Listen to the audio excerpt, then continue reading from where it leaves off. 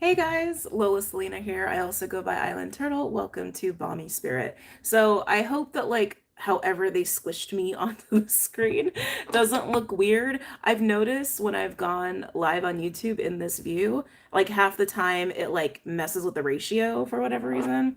I don't know. I also might not have these glasses on the whole time. But anyway, welcome. I wanted to hop on today. Today's gonna be kind of a special live.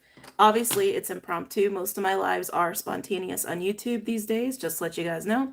Oh my God, Bommy, save me. It's so good to see you.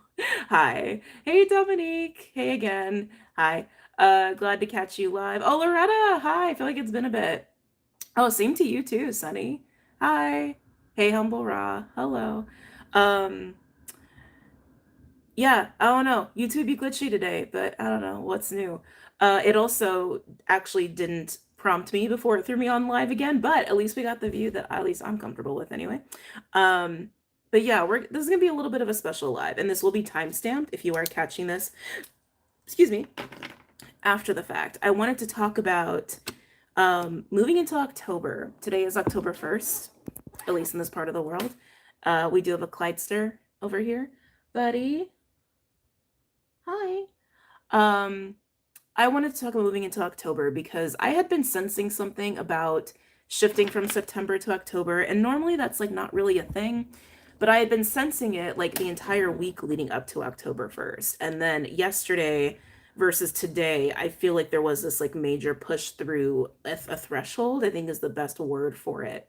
And then I was sitting here and I was like, what like why? Like why was that a thing? Was it just me? I don't think it was just me. And then my intuition's like, check the astrology. And of course, there was something big between yesterday and today that I think actually does help to explain some of that for those who have experienced that. Now, that being said, some of you probably have no idea what I'm talking about.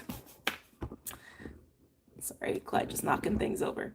Um, so you may feel like, that you have no idea what I'm talking about, that maybe you didn't have that experience of this like pressure of moving through something like a threshold or a portal, or even like a feeling of like eye through the needle kind of vibes, or even like a birthing kind of vibe, or a purging kind of vibe. Hold on a second. Clyde, can you please get settled? Okay. Anyway, that's how some of us may have been experiencing this moving into October, moving past the threshold. The reason it is so fascinating to me, and I think also for some people, very visceral, I would say most likely for people who have a lot of cardinal energy in their chart, probably felt this more than others, okay? So also just to say that, also please don't mind the mess behind me. Don't know if I even said anything like that prior, but between yesterday and today, we have had a T-square between Mercury in Libra, Jupiter in Cancer, and Chiron in Aries. And I spoke about this on Patreon. I even spoke about this on YouTube a little bit earlier in the week. And that's something we have all week. But what happened between yesterday and today, the moon was in Capricorn. And so basically the moon joined the party with that T-square.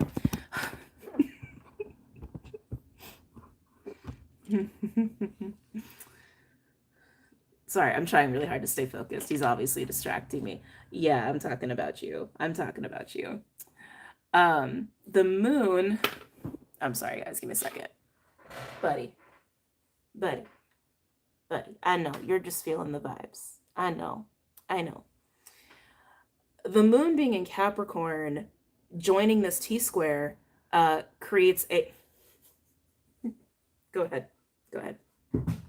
Creates a grand cardinal cross, which in astrology is notorious for being a relatively challenging aspect, which again, some people may have found this to be very visceral or found this to be very challenging. Some of you may not have found it that challenging. Again, I think if you have hardcore cardinal energy in your chart and probably like 20 to 25 degrees, you probably would have felt this in a more visceral way.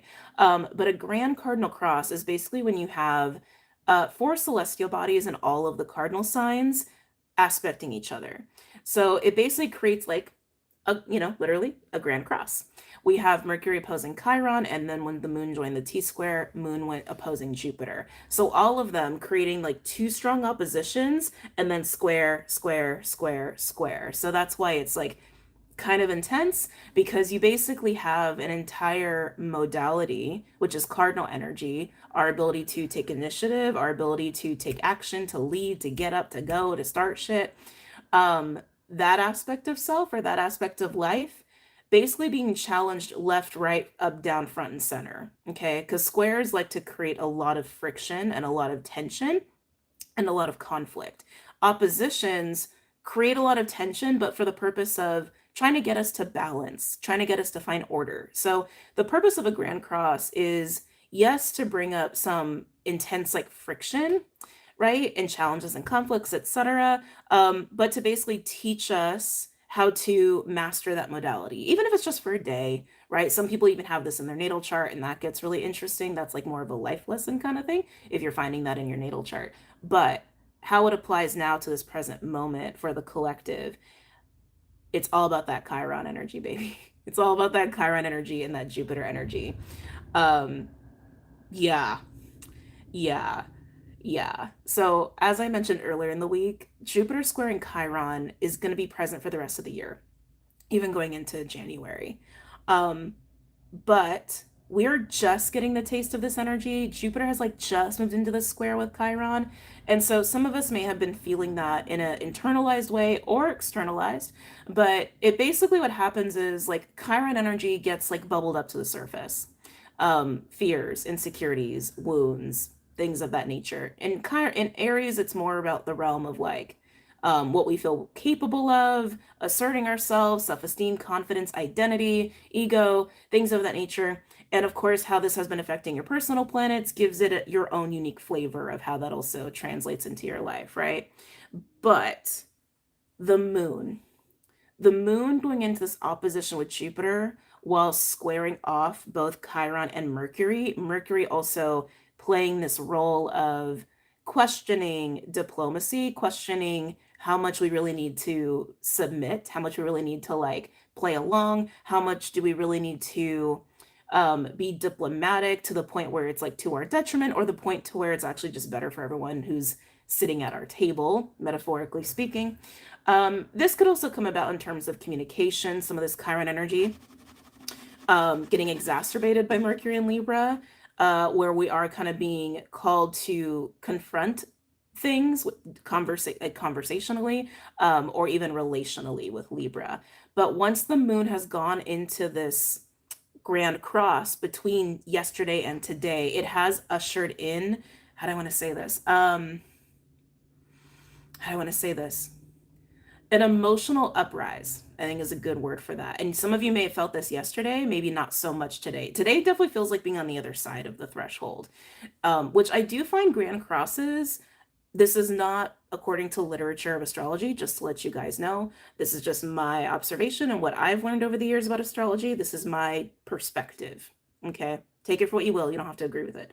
But I find that grand crosses, because they do highlight the entire modality, they kind of act like the medicine wheel. They kind of act like the four corners. They kind of act like the four seasons, the four directions.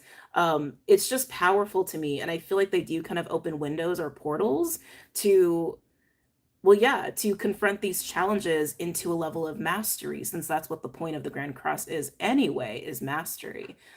But I keep trying to come back to the moon.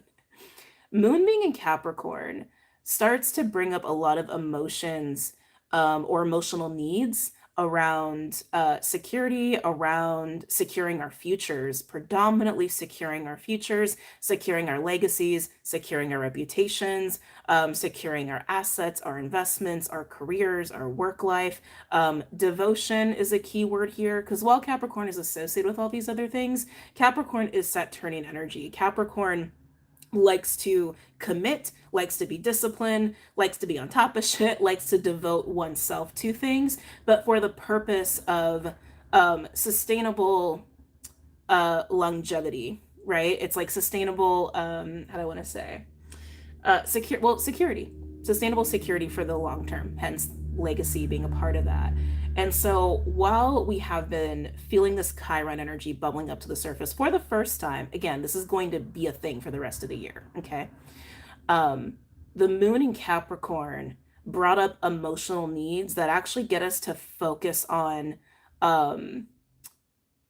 what we want in the long term against these fears and these insecurities, almost allowing us to get into that Jupiter Cancer higher minded perspective of seeing some of these things for what they are and helping us to actually push through them, purge them, allow them to like bubble up and out of our system, and yeah, to move into a place of mastery over some of our personal Chiron energy, or even just how Chiron has been showing up in our own lives in this way. And that's very cool. So again, some of you may have been very aware of this, of almost like you were pushing through or rising above a long standing pattern or a long standing personal challenge in the realm of fear, in the realm of insecurity, in the realm of wounds, in the realm of trauma that has gotten in the way of you being able to secure your own future, of you being able to assert yourself, of you being able to believe in your ability to initiate things.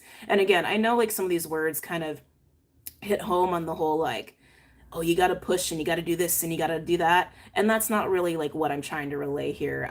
But these are just the words that want to be utilized here. I'm definitely an advocate for ease, flow, joy, peace. I'm an advocate for that. But this is what cardinal energy does, is what cardinal energy is about. And so, yeah, I just wanted to share that in case some of you were feeling that, experiencing that, or going like, what the hell, why is today so different? Like, oh my god, why was the last few days, or why was yesterday so intense, or what have you? Because again, some people were feeling this, not everybody was. So if you have gone through some sort of personal threshold going into October, I want to say welcome to the other side if you have been experiencing it in that way. I do also want to pull cards today.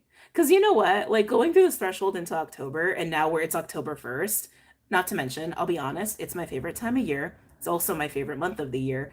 I literally, like 11 months out of the 12, I look forward to October. And I kind of do want to do some reads today. And I actually think I'm going to be doing some monthlies today, which will make this kind of a long video. But I don't know. It makes me happy.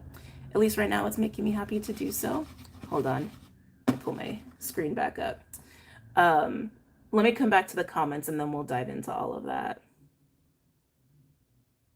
Let's see. I'm late to this, so behind in the video, she's talking about the kind of vibe, and for me entering October, it was a door slamming in my face and being welded shut kind of a vibe. That could be moving through a threshold too. That could, technically speaking, right? It's like preventing you from, excuse me, maybe going through a door you don't need to be going through, right? That's kind of an interesting moment to be having. Yes, feeling a lot. I know zero about astrology, but something is harsh now. LOL. Jupiter squaring Chiron. I don't know anything about this. Well, now you do. And okay, and I know that sometimes I can get a little what's the word here? I try to do my best to speak about these energies in a way where people who like are beginning with astrology can digest easily, but I know sometimes when you're just so used to like certain like jargon, certain like verbiage, sometimes I fall out of that. I like, sometimes it just happens. So just to paraphrase, the last couple of days has been this window of opportunity for some people, not everybody. Again, if you've got hardcore cardinal energy in your chart, most likely 20 to 25 degrees, I would say it stands to be true for you more than other people. Where the moon moving into Capricorn, creating a grand cross, creating the cardinal energies to like get all up in each other's business in a very intense, friction-like way. We'll just chop it up to that. Has allowed us to get into our emotional needs of what we need in the future. And that has been helping us to look at any trauma, look at any fears or insecurities or wounds or personal hangups that have gotten in the way of us being able to feel, actually, thank you, that's a better way to say it, to feel empowered and capable and in control of our own lives and in control of where we take our own lives. And of course, that touches on self-esteem and confidence and leadership and anything around that too, is what I would say to that. And for some people, there may have been elements that have been exacerbating this. that have come from conversations, that have come from like needing to engage, almost like being forced to engage with people, being forced into specific conversations. I would say that probably has been a theme for some people this week. And that has more to do with the T-square that I was talking about before. Hair looks bomb. Thank you. So I may actually do a video on this. Little tangent, and then we'll get into some October reads. I wish I had like some orange candles around me right now. Um, I'm just gonna say it really quickly. I'm gonna be moving in a couple weeks. Um, it, it's been a ride. Uh, it's just something that just has to happen, and it just is what it is. But nor if I wasn't, this whole place would already be decked out in Halloween stuff. You would see lots of candles and pumpkins and oranges and purples and things all over the place. Again, question mark. Yeah, again. Everyone has their own journey, and everyone has like things that are just part of their journey that's like just different than most people. Most of my moves have been out of my control. Most of my moves have been because of circumstances that, yeah, are out of my control. And this is one of them. And that's okay. It happens. It's just part of the journey I've been walking. It is what it is. It is what it is. Drop the curly hair routine. Okay, so okay. The reason I want to do a video about my hair is because I am trying something different. Hold on a second. I did have to move stuff around, so he's also very much like things are not where they were and I don't like it. The reason I want to do a video about it is because this is definitely a new hair journey for me. I mean, being a woman of color, I'm always on a hair journey. We're just born into hair journeys. Being a woman of color, or a person of color, I should say. I'll include men in that too. But this chapter of this curly hair lifelong journey, something about this feels really like exciting for me personally. I am trying to go completely natural in my hair care products. I'm trying. And there's some people that are doing it effortlessly, but it definitely takes learning and it definitely takes researching. And so part of what I'm experimenting with right now, which honestly so far I've been very impressed, and I've only been doing it for like a week, is historical hair care routines and historical hair care methods. I was very nervous at first because, curly hair. I don't know. It's a thing. It's a thing and it could go real bad real quick. But also my curls are very low porosity and very fine. So when you have curly hair and low porosity and very fine curls, there's even less information out there for your hair. Some people have figured it out. I have found most people who have fine, low porosity, curly hair have not figured it out, at least here in the States. Hi, buddy. Or they're not online. I don't know. I haven't been able to find them. So, and I've been looking into this for years because I've had such problems. Hold on a second. Do you want down or do you want me to hold you? Okay. He's probably gonna get restless in a second. I've tried a lot of things. But so far, these historic hair care methods, yeah, I've been very impressed. So I'm tempted to like just post videos every once in a while just to like keep you guys updated on not just my journey, but also like just to, tell you guys what I'm experimenting with, and like maybe that may help you in your own hair journeys. I have been so over the hair care industry for so many years, for so many reasons, and have really been resentful that I feel like I haven't found good alternatives or options for my hair situation. The only thing that has consistently worked outside of this like new stuff that I'm trying, and I'll tell you guys a little bit of what I've tried so far. I do make my own hair oil, which has also been an experiment in of itself, and mostly for my scalp. It's mostly for, like shedding and things of that nature. So also be transparent. I've been losing my hair for a long time. Also a big thing in and of itself. But these historic hair care methods, so far, I've just been experimenting with, shampoo alternatives, rinses and oils, which I've been very hesitant with, but I have been very pleasantly surprised. So instead of shampooing my hair, I actually use clay. I wash my hair with clay. And you know what? I am very impressed. I am very impressed.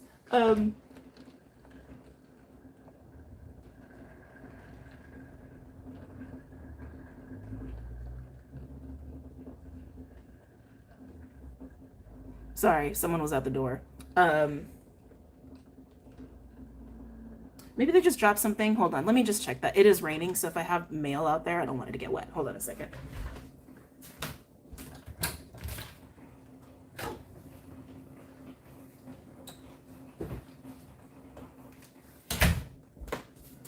Okay. Okay. So yeah, been washing my hair with clay and following up with an apple cider vinegar rinse. I have been worried about actually getting it like all out of my hair, because again, anybody who's got fine hair, even if it's curly or straight, you know. You know, cleansing fine hair is a bitch. And low porosity hair, it's a bitch. So I'm keeping my eye on it. And with oils are a huge part of it, which I have been also very hesitant and kind of scared to try. Because if your hair is low porosity, so just a little information for people who are not familiar with this. I think this is like really common knowledge at this point for most people who have curly hair, even straight hair. But if you don't, I'm gonna drop a little information here. If you have low porosity hair, your cuticles and your strands are very, very tight. So your hair doesn't want to absorb anything, or not want to, but it's very difficult for your hair to absorb what you put onto it. You gotta like get the cuticles open, which in my experience has been mostly like a heat factor, like heat, whether you're doing a hot oil treatment or just hot water or what have you, that can, or steam even, that can help open the cuticles up to actually like absorb the products or whatever you're putting on your hair if you have low porosity hair. The thing is though, when your hair is wet, it does it puts your hair in a more fragile state. And that's something that I am realizing has not really been part of like historic hair care routines, like not putting water on your hair very often. Which is, I'm reprogramming my brain around that with hair care. Anyway, it's been interesting. So I want to stay focused on topic because y'all didn't come here to like, learn about hair. I'll do a video when I have the bandwidth, but I do want to get into some October reads. I do want to do that. So let me get a little chapstick going and let's pull some cards for October. Thank you for sharing. You're welcome.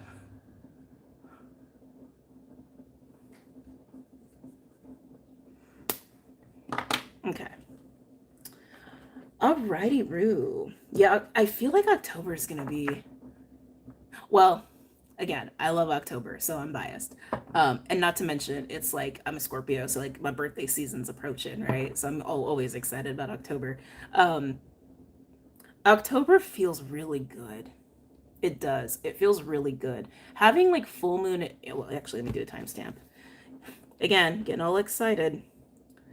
2350. Okay. October. I was like, what are we talking about? Oh yeah. For October, we have full moon Aries, we have new moon Libra moon cycles. We also have Pluto going direct. We also will have, I want to say it's early on in October, or is it late? Actually, I have my calendar right here. Mid October. Venus will be trine Pluto mid-October, which I think is going to be great for everybody because they're also going to be an air sign, so it's like relationships and communication and all that good stuff. Venus trine Pluto, that just honestly, that feels like very sensual. It feels very sensual, but it can also be how do I say it? Focused. That could be a very focused energy on beauty and creation and pleasure and all that stuff, or relationships. And it depends on how you're experiencing that or what you're up to during the month. What else do we got going on? Juno's going to be in Sag, which I also think will work really well when Venus goes trine with Pluto. mid-October, that feels very date-like. Like, that feels very, like, dating, romantic, fun, flirty, getting out there, having a good time. Like, that's what that feels like to me. Now, again, we will still have Jupiter square Chiron for the entirety of the month and the entirety of the rest of the year. But October 23rd, that square with Jupiter and Chiron will be exact. It won't be the last time they're exact before the year is over, just to let you know. But just to give you a little bit of some of the astrology going on in October, we're also going to have Neptune going back into Pisces. The second Scorpio season starts. The second Scorpio season starts. Honestly, I think that's going to feel nice. I'm sure people will have very different opinions about it. But Neptune's home in Pisces. And Neptune Aries has been nice too. I don't think we've been feeling anything super crazy from that, to be honest. But yeah, Neptune going back into Pisces, that just feels, I don't know, it just feels like things will be right in the world for a moment. Like, on an individual level, it feels cozy to me. It feels cozy to me. But anyway, that's just some of the astrology in October that I think is worth noting. But let's go ahead and get into October reads. Who are we starting with first? So y'all know me. I like to do the signs in elemental clusters here. For October, we're going with air.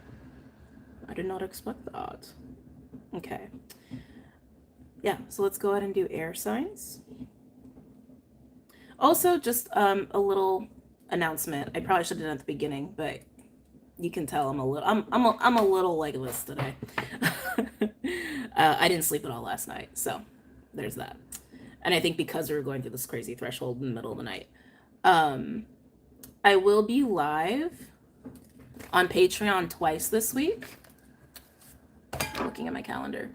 Tomorrow for the Full Moon Aries Hangout, I'll be live on Patreon, and that's already posted over there if my patrons are here. And on the 4th, I will be live for the Patron Weekly, and that will be, yeah, at 12 p.m. Pacific. So just let you guys know those have been posted to the homepage. Okay, let's get into Gemini. Ooh, 2727. Already off to a good start, Geminis.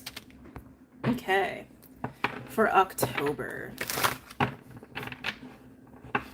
I missed the rain. I'm kind of glad it's back.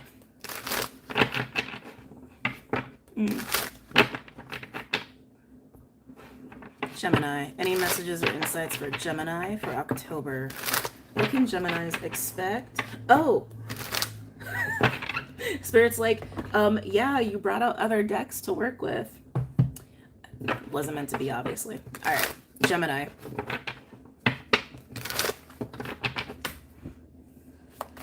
What's going on? Gemini, 515 on the clock, and your timestamp is 2727. Some of you guys could be seeing a lot of synchronicities at this time. Some of you guys could be seeing a lot of like angel numbers, mirror numbers, things of that nature. It is kind of giving me that vibe. Like omens a little bit. I actually want to say the word omen, which doesn't have to be bad. I also want to say that it doesn't have to be bad. Ooh. Don't despair, Gemini. We have 3 of Swords, Saturn, Libra energy.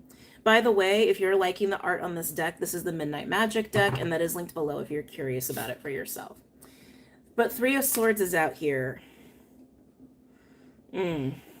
So we're starting the month out uncomfortable.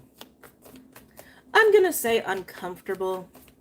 I'm not quite getting emotional pain just yet, anyway. But uncomfortable.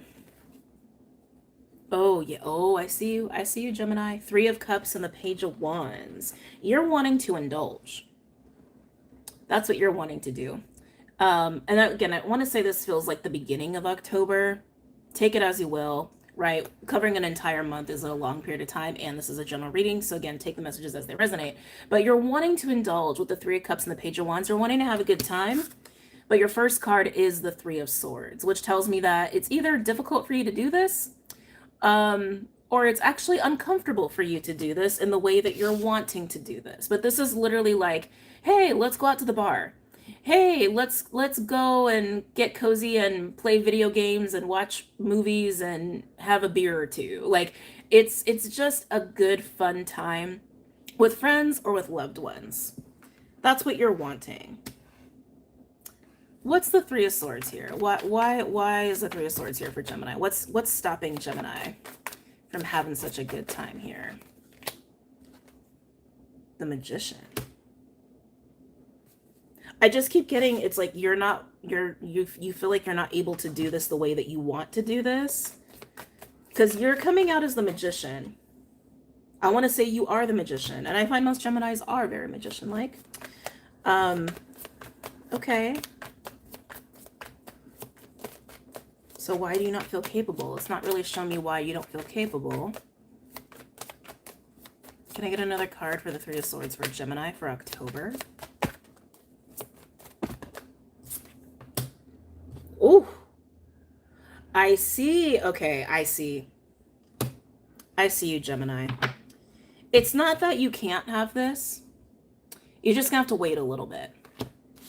The fact that you're coming out as Magician in the world, crazy majors, by the way, this tells me you are actually moving through something really, really big in your life. Because this is clarifying the Three of Swords, which means you're going through something really uncomfortable. And that's mostly what I'm getting with the Three of Swords. Three of Swords isn't always about heartbreak. It's not always about grief. Sometimes it's literally just that Saturnian, it is Saturn energy, Saturnian discomfort. And that's what I'm getting. You're going through some, I really want to say massive with the World card. I feel like it's going to be so different for all of you. It's a massive closure. It's a massive closure. It's a massive transition. But I want to say it directly ties to your capability. It directly ties to your empowerment. So again, I think this is part of the Grand Cross energy I was referencing, which I think is also why I'm feeling this more in the beginning of October. This may linger out though for a little bit, because there's something about this that feels almost not disorienting, but like it's taking a lot out of you. There we go. That's what it is. This is taking a lot out of you. Whatever like massive closure or transition you're going through here. Again, it's very, very uncomfortable. But I think you will have this. I think you're going to have a good time at some point, Gemini. I want to say when you almost recover from this, but you're coming out as the Magician regardless. Tell me more about the Three of Cups and the Page of Wands. Hey, Swan in Pink / Storyteller. Hello. Tell me more about Three of Cups and Page of Wands.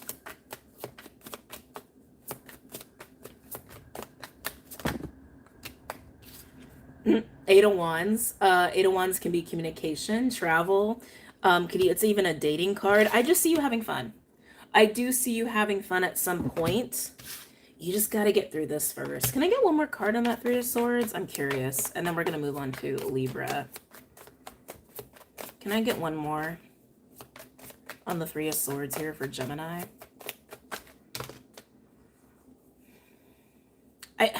Sorry, they were stopping me. You are getting a lot of signs in some way, shape, or form.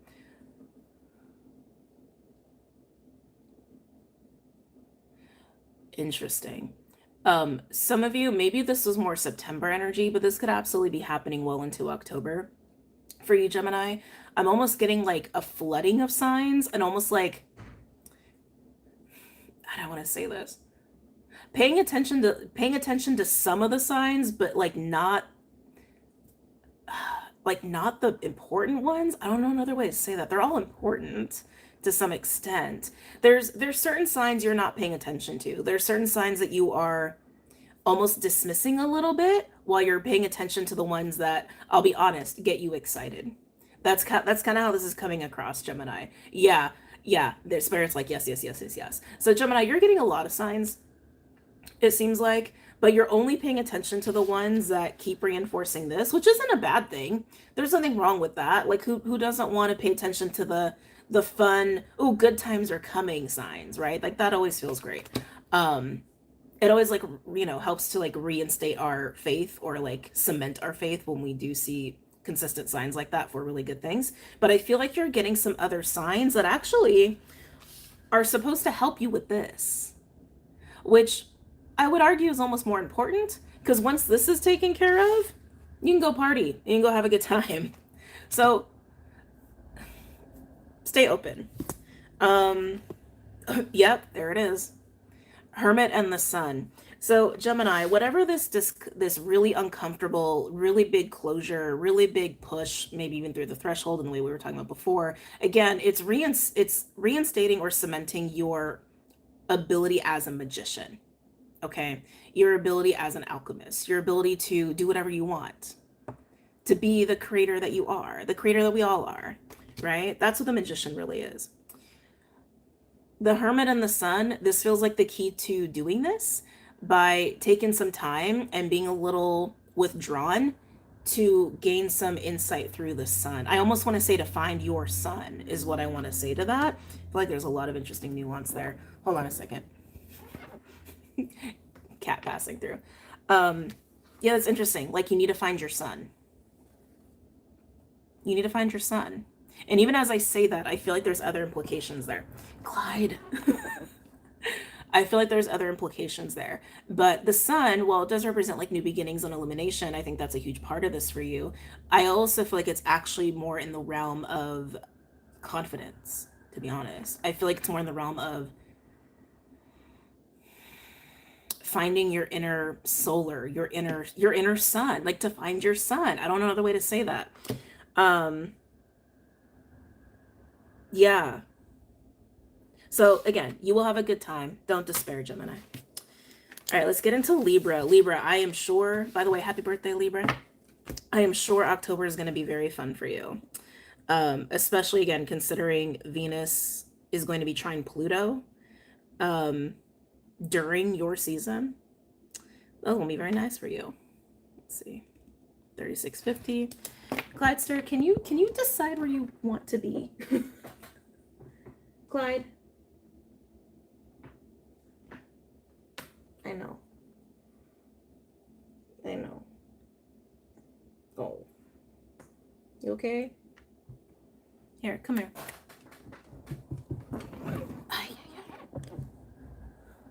He's gonna be restless for a while. I'm just gonna flow with it. Wait, you're getting ads over the chat? What? What? Man, YouTube. Oh, let me change the timestamp for Libra here since I was done with the Clydester. Okay. Libra. What's going on for Libra? Libra for the month of October. What's going on for my Libras? So Libras, they're showing me the Fibonacci spiral. Specifically, they're showing it to me on a seashell. Which, you know, there's many ways that shows up in nature, but the Fibonacci spiral is coming up for you. Maybe that's something specific to you in terms of meaning. Why is this coming up for Libra? Libra, a couple things. Some of you guys are really feeling your season. I want to say you're actually really feeling balanced. like a Libran, dare I say.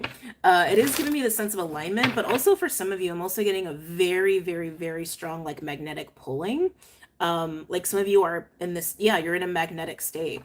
You're in a magnetic state and you're pulling things in. I'm getting both, so take that as you will.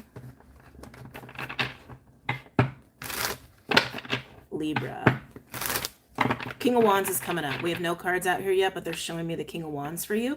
That's a Leo energy. You could be going with the King of Wands. You could have that kind of energy, which if you're in a magnetic state, you would pull in a King of Wands.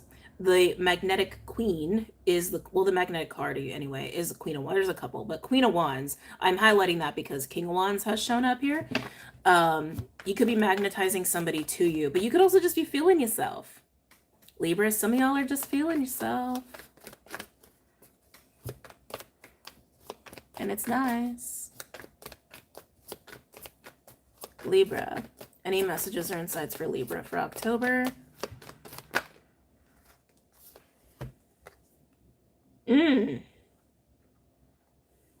Not what I expected. 10 of Wands and the 4 of Cups. Oh, you're doing away with this. Got it. You're doing away with this. That's what this is. You are so over something. That's what this is, Libra. You're over something. You're not going to entertain it. You're not going to carry it. You're not going to let it throw off your vibe. You're not going to let it mess up your birthday. You're not going to let it throw you. Whatever this 10 of Wands energy is. 4 of Cups comes in a lot of flavors, just like all of the tarot cards. 111 likes for you, so 111. I don't know, that's hard for me to say. One's gonna be significant for you, Libra, but 4 of Cups can come in a few flavors. It can be apathy, it can be disassociation, it can be depression, it could be boredom, it could be meditation, it could be an emotional neutral or emotional numbness. It could be sitting with an offer, not knowing if you want to take it or not, considering your options. It could be a lot of things here, but I'm getting you're just really over it. That's how this is coming through to me emotionally. You are over something that has been just added too much to your life that hasn't really given you anything in return. Well, I'm not going to quite say that. It's just been too much. Plain and simple. It's been unpleasant. There we go. That's the word. It's been unpleasant, and you're over the unpleasantness. And it just is what it is. Okay. Interesting. We have Emperor on the bottom. I almost want to say you're even like recovering a little bit here. You are definitely over something, but I do want to say it's like there's maybe been a little bit of recovery time from the 10 of Wands. Some of you guys, this could have been burnout, but I feel like it's more you are literally over having too much of something or someone in your life, because all it does is weigh you down. I'm also hearing slow you down as well. Anything else for Libra for October? The full moon in Aries is going to be really big for you, Libra. Yeah, you're over it. 6 of Swords. Putting it behind you, moving on, moving forward. Only entertaining pleasantness and peace for a little while is what I'm seeing here. Some of you guys could even be taking a little vacation as well. Especially if this is in the realm of like burnout or too much responsibility at work or something like that. You could be like, nah, I need my peace. Thanks. No, I need my peace. And I think that's going to help you to get into the space of really feeling yourself. Anything else for Libra? Look at you. Balance. 2 of Pentacles. Finding your balance as your Libran self. Anything else for Libra for the month of October? They're bringing up the number 35, 36. Those numbers could be significant for you. 3s could be big. Anything else for Libra?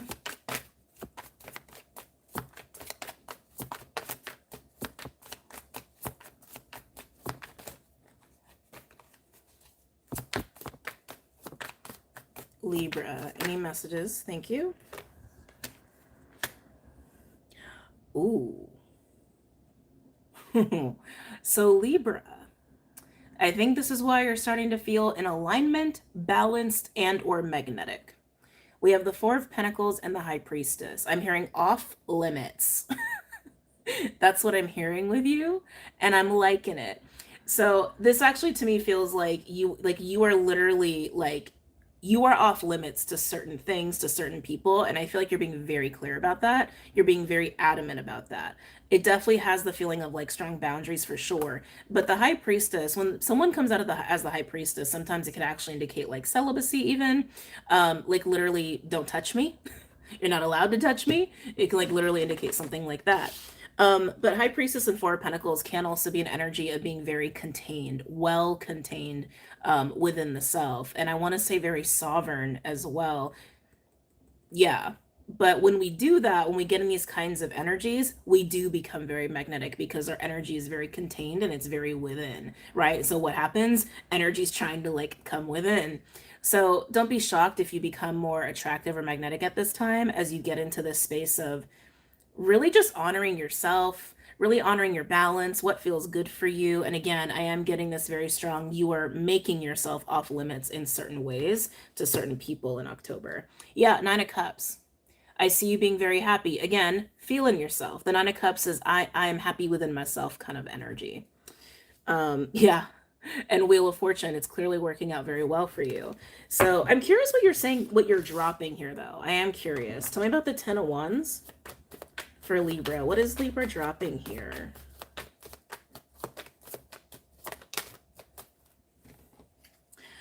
Interesting. So the star came out. I don't read reversals. It did flip out in reverse. I used to read reversals. I don't anymore because I just channel. So it's like I can tell when something is kind of in that mode versus that mode. And I do feel like what you're actually dropping, to be honest, Libra, is okay, it's a couple different flavors. The burden of dissatisfaction, the burden of how do I want to say this? Hope that has turned into like yearning and like gone unsatisfied. That's what it feels like. It feels like a prolonged dissatisfaction, disappointment, feeling like you haven't gotten what you've deserved, feeling like you haven't gotten what you have been hoping for, wishing for, wanting. That's what it feels like to me. I also feel like, too, some of you have gone through some major challenges in your faith. I do feel that a little bit. And that's what you're dropping. However, that has been exacerbated in your life. I feel like for a lot of you, it has also been through external circumstances like relationships, money, work, things like that. Family just came in really big for you, Libra. These kinds of situations or relationships that have, yeah, put a bad taste in your mouth, I want to say, in terms of your faith, in terms of just feeling like you haven't gotten yours and that you're just like getting burdened over and over and over and still not getting yours. That's how that's coming through. Some of you, this is health related, or it started to affect your health, or your health is part of this. So either way, I think, thank you, especially if like burnout's been a thing for you. So backing off and prioritizing your peace and your balance, I think it's working really nicely for you. Anima, wow, I haven't seen you in a long time. Hope you're doing good. Thank you for the super chat. Trying to embrace my inner unicorn, inner king of wands. Not a Libra, but it resonates. Okay. Very nice. Very nice. Anything else for Libra? I do want to get one more on the Six of Swords and Two of Pentacles. Something feels very interesting there. One more on the Six of Swords and, oh, wow. And this, okay, Libra. Yeah, this is working out really nicely for you. So once you choose peace, literally your peace, some of you, your health even, peace of mind is coming to mind, even as I say that, you're finding your balance, you're letting go of clearly what has been way too burdensome for you. And what it's giving you is the sun. And I want to say slowly, like it's slowly giving you vitality. It's slowly allowing you to have more energy in your life and even new energy at that. All the while you are in your sovereignty here and really just honoring again your needs, your balance, what is good for you, looking out for you. I think that's really nice. All right, let's get into Aquarius.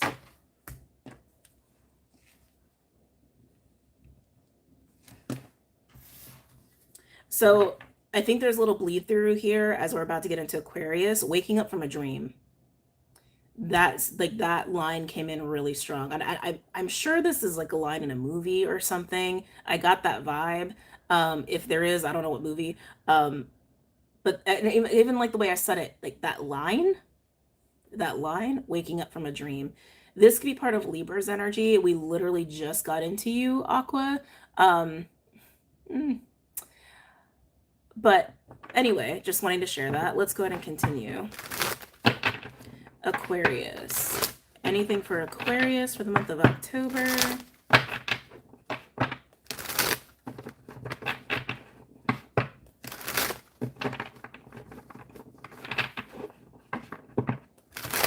Aquarius. What's going on for Aquarius in the month of October? Aqua, I feel like something's not sitting well with you. It's just how I like. Something feels uneasy, queasy even. Like the word queasy just came up. Maybe you're having some stuff going on with your stomach or your solar plexus. Something's not sitting right with you. It's not intuitive. I want to say it's instinctual. Your instincts are telling you something's not right.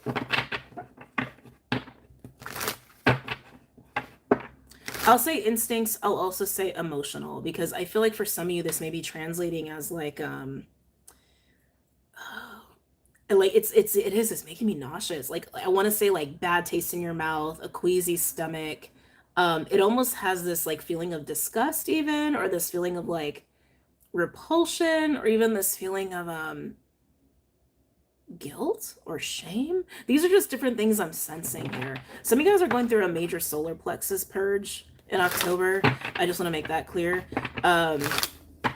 Yeah, some of you guys are going through a major solar plexus purge, and that could be why some of these things are coming up. Shame is a huge one that sits in the solar and can affect our digestive system. Yeah, I just keep getting pulled to like queasy, nauseous, disgust, like things that I would equate to the solar plexus.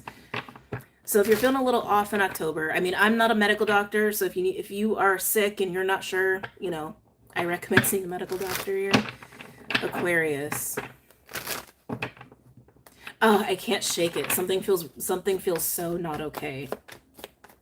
I think it's within your control to like either move through this or rectify something if something is wrong. Or get ahead of it even. That's almost what I want to say. Get ahead of it. Aquarius. What's going on for Aquarius for October? Oh, I don't like the nausea, whatever. You know what I'm trying to say.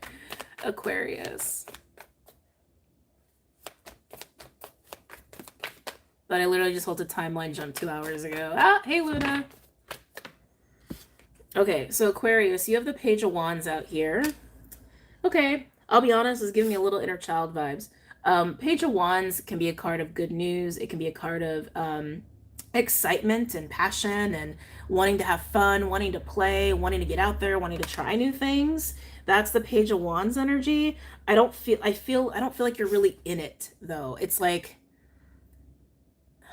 I think this is why you're feeling queasy, or something feels really off, or something feels really wrong. I want to say this is a piece of you, this is a part of you, this is an aspect of you that's like pushing up against you. That's how it feels. It's like it's rising up within you to get your attention. Some of you, this is definitely your inner child.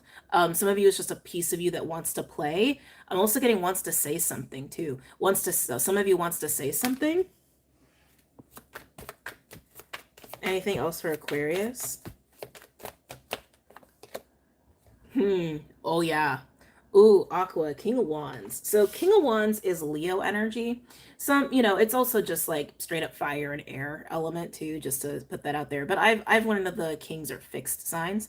But that would make it your 1-7. So there absolutely could be a partnership or a connection in some way that's important for you in the month of October. But Page of Wands and King of Wands, this is the energy of I want and I'm going to do. That's what that is. I want and I'm going to act on what I want. That is Page of Wands, that is King of Wands.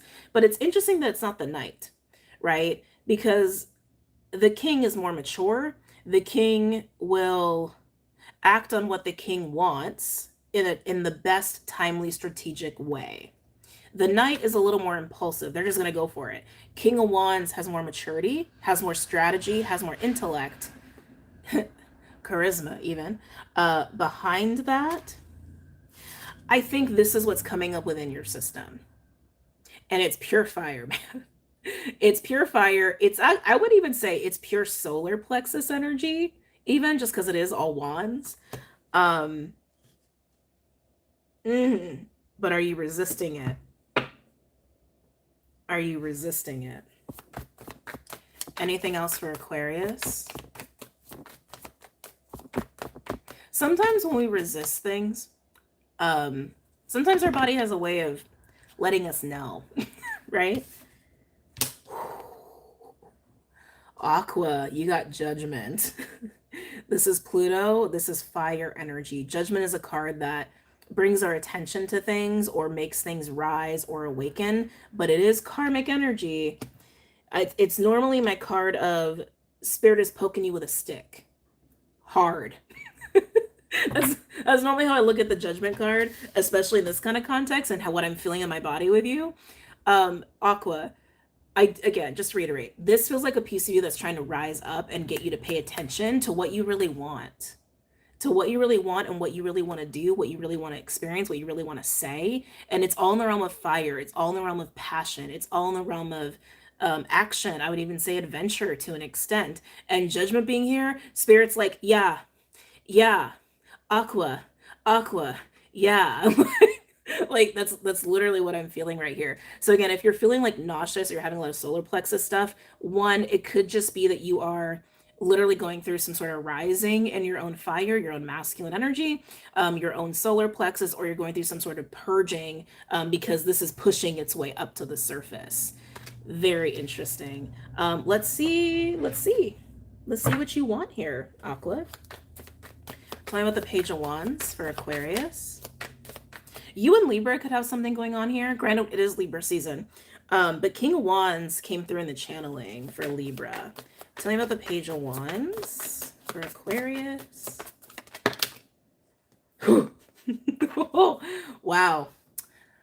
More fire, Aqua. Are you just a straight up fire sign in October? Ace of Wands with the Page of Wands and the King of Wands. That is just fire on fire on fire. Again, this is coming down literally to your flame, your passion, your solar plexus, your desire. If this is about a relationship, again, I said that because Leo is your natural counterpart, right? It's your natural complement. Your natural 7th house if you're a Aqua rising, right? If this is about a relationship, it's a hot one. Or at least you got the hots for somebody in a major way that I want to say cannot be ignored. But I think it's bigger than that with the Judgment card here. It's bigger than that. Tell me about the King of Wands for Aquarius. Yeah, I really want to say it's almost like your own sacred flame is burning and is like begging you to act on your own sacred flame, on what you really want. It just keeps coming through that way. That says a lot. On the King of Wands, we have the 6 of Swords and Strength. More Leo energy. Also, 6 of Swords is an Aquarius card. So we just have Leo and Aqua all over the board. And then Judgment card, essentially. But this clarifying the King of Swords, interesting, almost like King of Swords, which is your core card. The King of Wands, excuse me. Strength can be a card of willpower and bravery, but can also be a card of restraint. And I'm getting restraint with you. Now, again, this restraint and resistance could be there because you are rising in your confidence and your fiery flaminess, right? That can also come through as the Strength card. But with the 6 of Swords here, I feel like some of you, again, have been almost like resisting, well, the path of least resistance to your own desire. Yeah, I know that was a mouthful, but I think that's exactly it. Some of you have been resisting the path of least resistance of your own desire. What you actually want. Let's look at Strength for Aquarius. Oh, good, he's sleeping. Probably won't have any more cat interruptions for a little bit. Tell me about the Strength card here for Aquarius. Come on. Yep, 7 of Wands and the 5 of Swords. Clarifying Strength, that's definitely resistance. That's definitely resistance. But with the 5 of Swords and the 6 of Swords, and then of course, again, with Judgment being here, I think your body is not going to give you an option. Something about this feels so physical for you. I don't think you can resist anymore. It's just not, it doesn't seem like a thing. It just does not seem like a thing. Yeah, it's like your body won't let you. I keep coming back to the body. The body could be an important thing for you. Maybe you're very in touch with your own body. Maybe you're very in tune with your own body. Maybe your body's really sensitive to begin with. But yeah, this resistance to your own fire, your own desire, your own passion, it can't keep existing. I just can't shake that. And again, I think that is also why Judgment is here, because even Judgment's like judgment call, spirit coming in, karmic energy coming in, being like, yeah, no. Let's look at Judgment. Well, that was quick. Yeah, Nine of Swords. Aqua, this is interesting. Whatever you are desiring, whatever your fiery, flamey passionateness is trying to get you to pay attention to, trying to get you to embody, trying to get you to experience, you're afraid. I want to say you're more afraid of the outcome than the actual experience itself. That's almost how it's coming through. Interesting. Like you're like almost like you're not afraid of your fire, but you're afraid of where it may lead you. That's more of what I'm getting. You're afraid of the consequences of it. Tell me more about Judgment and the Nine of Swords.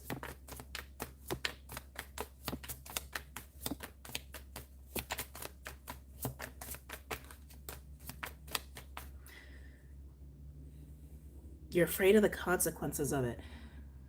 You're afraid of the consequences of it. Spirit, sorry, a couple things just came in here. Spirit is saying something about this situation here. Whatever reason you're afraid of where this will lead you is suddenly easier than it was before. It's coming out very weird in the wording. Like maybe this has been going on for a while, but it feels like something has shifted in whatever like for whatever direction your fire, your passion, your flame is trying to take you or trying to get you to do, whatever that particular thing is, it's actually easier to do it now than it has been before. And I want to say like logistically easier. Like something's not as in the way. Something's not as difficult as it was before about it logistically, physically, practically. Almost like, thank you. Almost like you don't have any more excuses. That's what it is. You don't have any more excuses to be afraid of the consequences of it. One more on Judgment.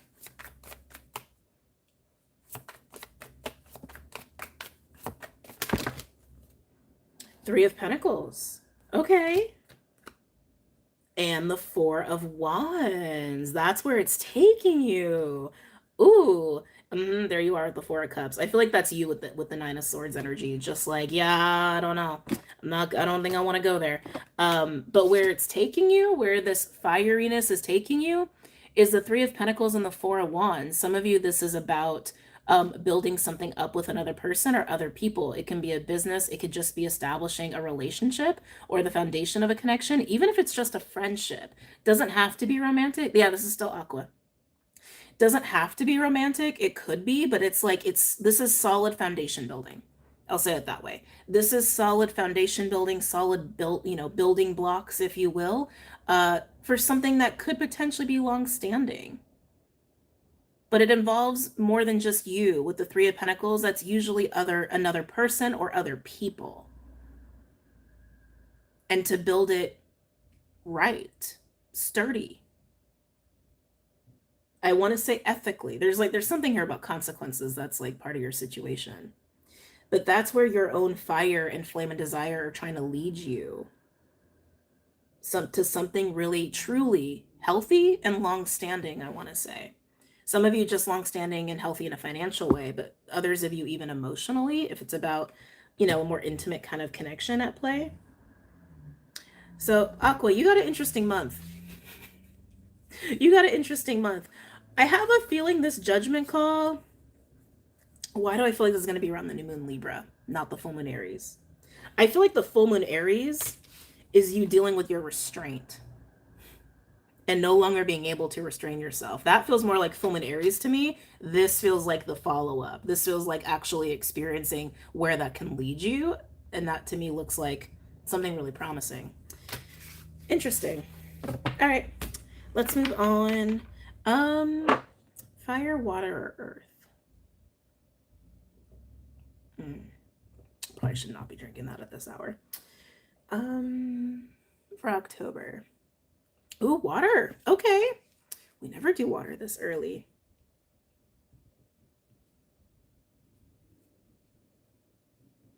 Water signs.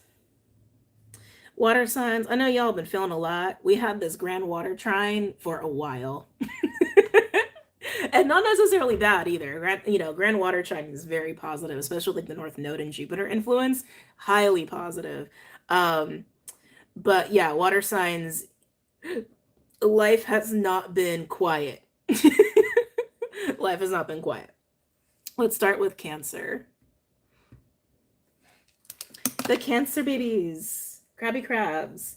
I kind of want to use a different deck for you. Do I, though? Do I? No, stick with it. Stick with it. Okay, we're going to stick with Midnight Magic.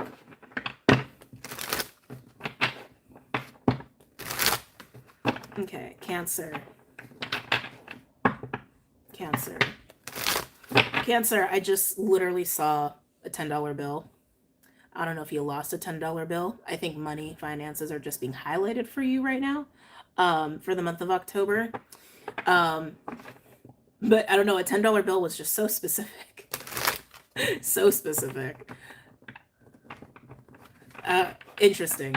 Just interesting. But yeah, I want to say money and finances. Something's going on there with you for that in October. Cancer. Cancer. Any messages or insights for Cancer for the month of October? He's so precious. Anyway, sorry. Cat mom. Cancer. What's going on for Cancer for the month of October?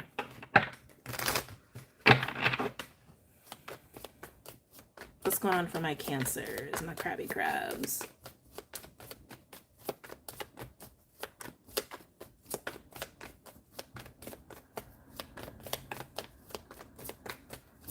What's going on, Cancers? Cancer, I'm getting like a up and down with you. I'm getting like a, which, I know you are a moon child. I know sometimes that's just part of being a Cancer. But it's like, it's almost like you try to get like calm and cozy and comfortable. Like it's giving me den vibes a little bit, like, cuddling up on the couch, and then suddenly you're really restless. And then suddenly you're like, like you're almost like frustrated, or almost you have like a burst of energy out of nowhere. Like you want to get cozy, you want to sit still, but then suddenly you can't. Something you may be experiencing on and off in the month of October. Huh. 8 of Wands. You got a lot of energy in October. So much so you almost don't know what to do with it. It's like, oh, thank you, Spirit. Okay, that makes sense. So Cancer, some of you guys are having a lot of energy and vitality in the month of October, or you will. But I feel like you're almost fighting it a little bit. I feel like part of you is almost trying to like get into your normal Cancerian cozy routines, or like to have your like typical downtime, but this energy won't let you. And I don't think that's bad. I actually think that's really good.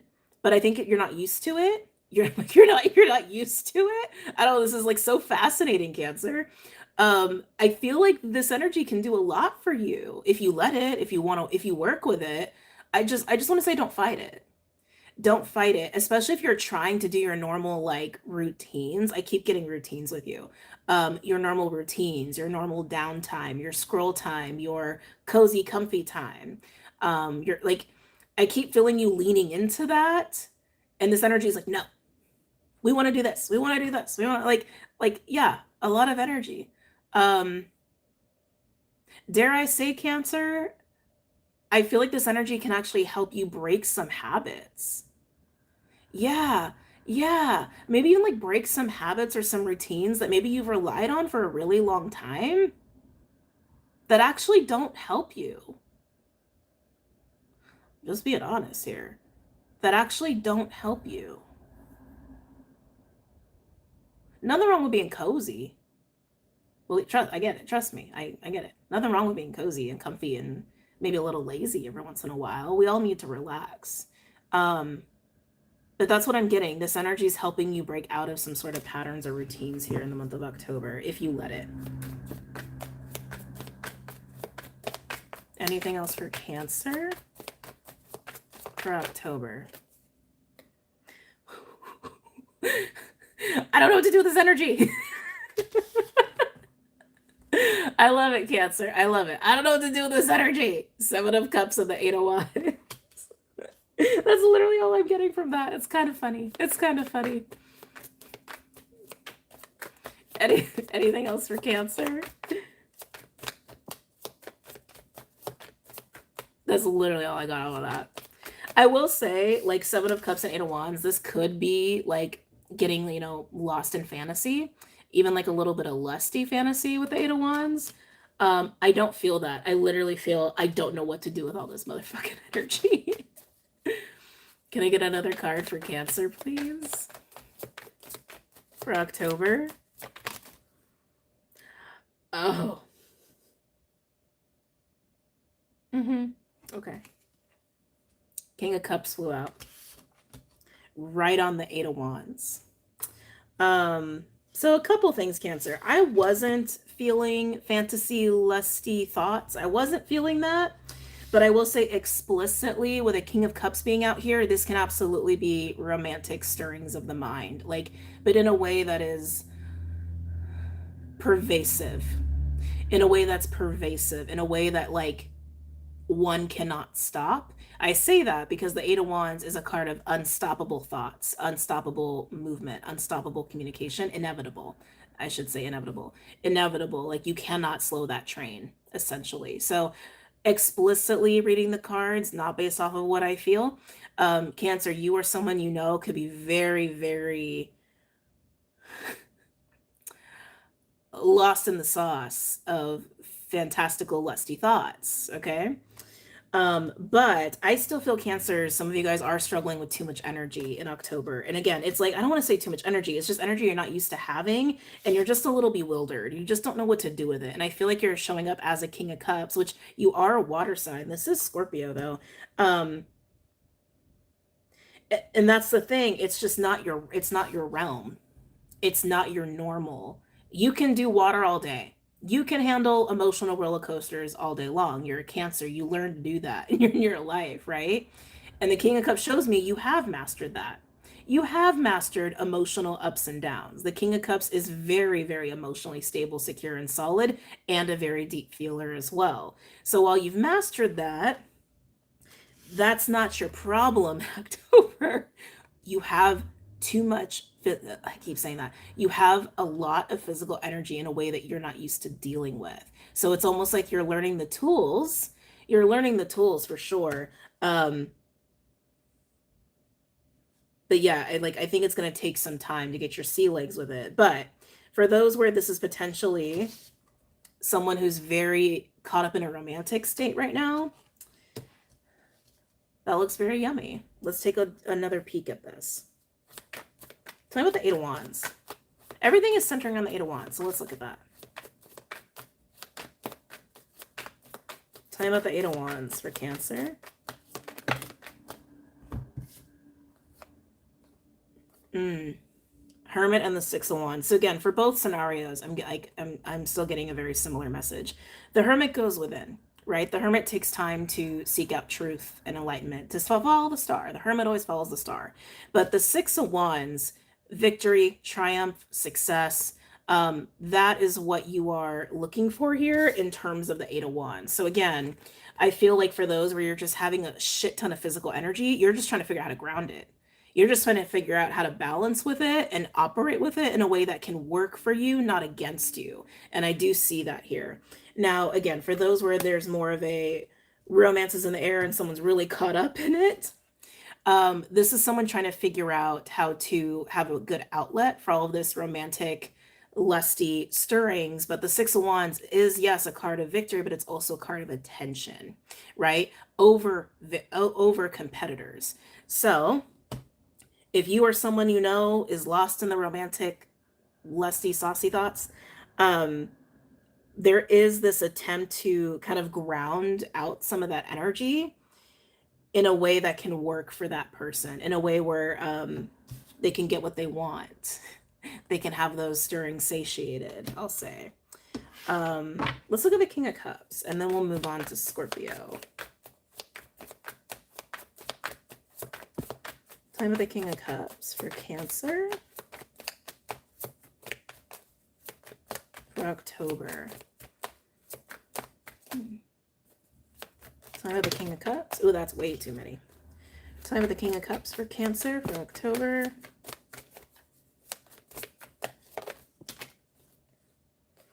Three of Wands. Again, more fire. Shit ton of fire.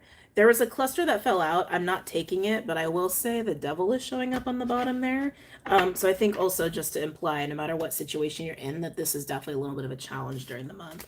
But King of Cups and Three of Wands. This is optimistic. This is looking forward. This is looking to the future. But it is also really feeling that vitality, feeling that fieriness, feeling almost like there's a lot that's going to come. That's interesting. Almost like that there's a lot that's going to come. So for those of you where you're just gonna have a lot of like physical energy in a way that you're not used to, it's almost like this is the rising. This is the fire that starts to rise, and then this is you trying to figure out how to dance with the fire, how to balance with the fire, and not get too overwhelmed or confused on what to do about it. For those where this is more of a romantic, lost in the thoughts kind of a situation, it seems like it starts with actually I want to say hope, which is not normal for the Three of Wands. That's kind of what I'm feeling. Like whoever is getting caught up in this is a King of Cups energy, and it's like they start to see the potential, they start to see what's possible, they start to hope, they let themselves hope, and then it lights the flame in a big way. Yeah, the spark that lit the flame. The spark that lit the flame, Cancer. The spark that lit the flame, no matter which way you cut it. All right. Hold on. Do I have any water in here? Oh, good. Scorpio. Let's see here. So Scorpios, Elks are coming through very strongly. Elks, but I will say specifically, horns. I don't know why that word was so hard. Horns, antlers. Hold on, let me put the live chat on. There we go. Funny. That's coming up here. That's a thing. That's a thing. Horns and antlers are also a symbol of communing. Excuse me.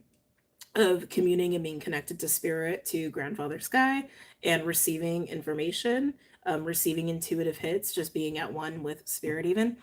So some of you guys, that could be obviously a theme for you in the month of October. Also, some of you, it's going to be your birthday season. But Elk is more of a majestic, integral. When I say integral, I mean integrity. Masculine, sort of an animal medicine. It's very consistent. It's consistent, it's honorable, it's reliable. The word just is coming through. It's just. It's just. Very regal energy with this Elk. Some of you may have worked with deer or deer medicine, or like deers could have been a synchronicity for you. It's an interesting polarity for you, Scorpio. Any messages or insights for Scorpio for the month of October? Some of you guys are working really strongly with the earth element. That's coming through as well. Scorpio.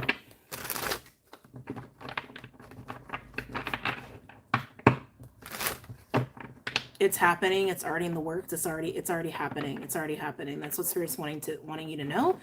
My computer just like went hello, just like turned on awake as I said that. It's already 6:06 on the clock, Scorpio. 6:06. It's already happening. It's already in motion. You may be, thank you. They're bringing Virgo energy. You could have Virgo in your chart. You could be really, really worried about details at this time. Some of you could be really worried about, I keep wanting to say consistency, even like that Elk energy too kind of speaks to that. Reliability, predictability. So you guys can be very concerned about that. Again, it's giving me very earthly plane. Maybe this is even about money. Okay. Is the chat frozen? I don't think so. I think people are just in it. Sometimes that happens. These are things you're worried about.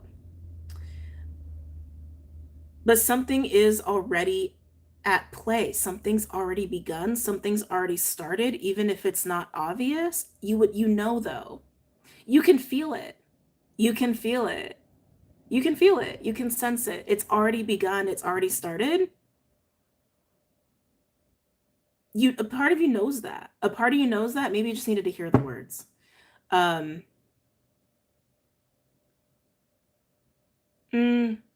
oh, Scorpio is gonna make me emotional. That support has arrived. That support is arriving. Support is arriving. Reliability is arriving. Consistency, predictability, stability, it's coming. It's arriving. It's on its way. It just may not be in the manner in which you have expected it or craved it. That's interesting. Scorpio. Now they're showing me bats. Messages or insights for Scorpio for the month of October.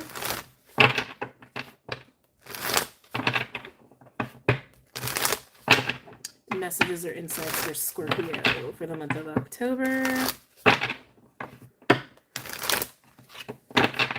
Okay. What's going on here, Scorpios? For the month of October. Scorpio, something's working out for you in October. 6 of Wands. Again, the card of attention, the card of victory, accolades, rewards. Things are looking good here, Scorpio. And even just the way that they said it, like support is coming, predictability, like stability, really stability at its core. Stability, reliability is coming. This is giving me the vibe that you're the one absolutely receiving this, but it's like, oh, how do I want to say it? Because again, the 6 of Wands comes out when you are rising above others, when you're rising above competitors, or you're rising above the noise, even is another way to look at that. You're rising up and out of something, and you're rising up and out of something, and it's allowing for what you really need, what you've been wanting to finally arrive. And again, I really want to say it's stability, it's support. That's what they're highlighting. It's this elk energy. It's elk energy. Elk medicine. Some of you Scorpios are going to feel, I don't want to say, it's a little bit of a what's the sensitive, that's the word. Like I said, I didn't sleep last night. It's a little bit of a sensitive heart message here. Some of you guys are going to really understand and realize that you're really not alone. Maybe you know that, but like knowing it and knowing it are different. Yeah. Scorpio for October.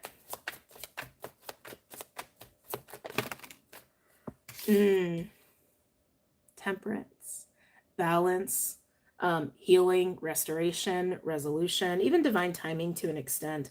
It also just feels like support, really, is what that feels like. Coming into help, coming into aid. Temperance can also be a card of help. Anything else for Scorpio? Yeah, I'm hearing the cavalry is coming. Oh, Scorpio. Oh, 10 of Cups. Oh, that's really nice. Wow. Wow, Scorpio. So not only is there like balance and healing happening here, there's also you rising above the 5 of Wands, rising above noise, rising above competitors, rising above struggle, rising above inner conflict or even external conflict, and into the 10 of freaking Cups, which is normally shared with other people. And even the 6 of Wands is normally shared with other people. I just keep getting in October, yeah, the cavalry is coming, support is coming, stability is coming, and like something is becoming tremendously easier for you in October. And it could even circulate around family or chosen family. I know a lot of people in our community, it's more of a chosen family kind of a thing. Everyone's different, but yeah, beautiful. Okay. Oh, Scorpio. Tell me about temperance. I'm very curious about this temperance energy in your field here. Tell me about temperance for Scorpio. Ooh. It's not too good to be true. Just so you know, it's not too good to be true. On Temperance, we have the High Priestess. Wow. So Scorpio, to me, this is indicating spiritual healing. Spiritual healing, spiritual assistance, even. Temperance can be my card for divine intervention because normally it has an angel on there. And any card that has an angel, I usually associate with some sort of like hand of creator, hand of spirit is at play. And also just Jupiter Sag also has a little bit of that kind of like vibe to it. But yeah, Temperance with High Priestess. Some of you, this is almost like psychic healing, which is interesting. So different ways I'm getting it. Psychic healing, spiritual healing. Some of you, it's almost feeling like a visitation even in your dreams, like dream state. High Priestess would indicate dreams as well, or there's a lot of healing happening while you're sleeping even.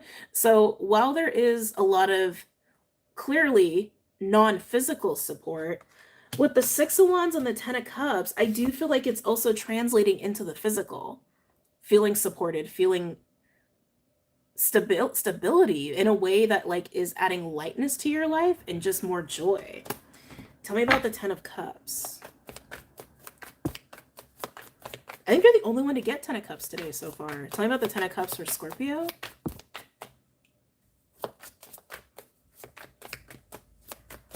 Tell me about the Ten of Cups for Scorpio.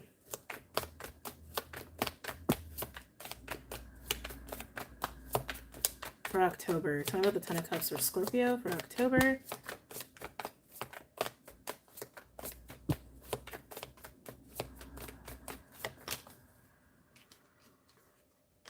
Wow. Wow. Okay. Talk about a shift. Ten of Swords and Ten of Cups. So Scorpio, this has not come easy, I want to say. You're going from Five of Wands. I say Five of Wands because Six of Wands is your first card, which means you come out of the five. You're going from Five of Wands and Ten of Swords to Six of Wands and Ten of Cups. That's literally night and day.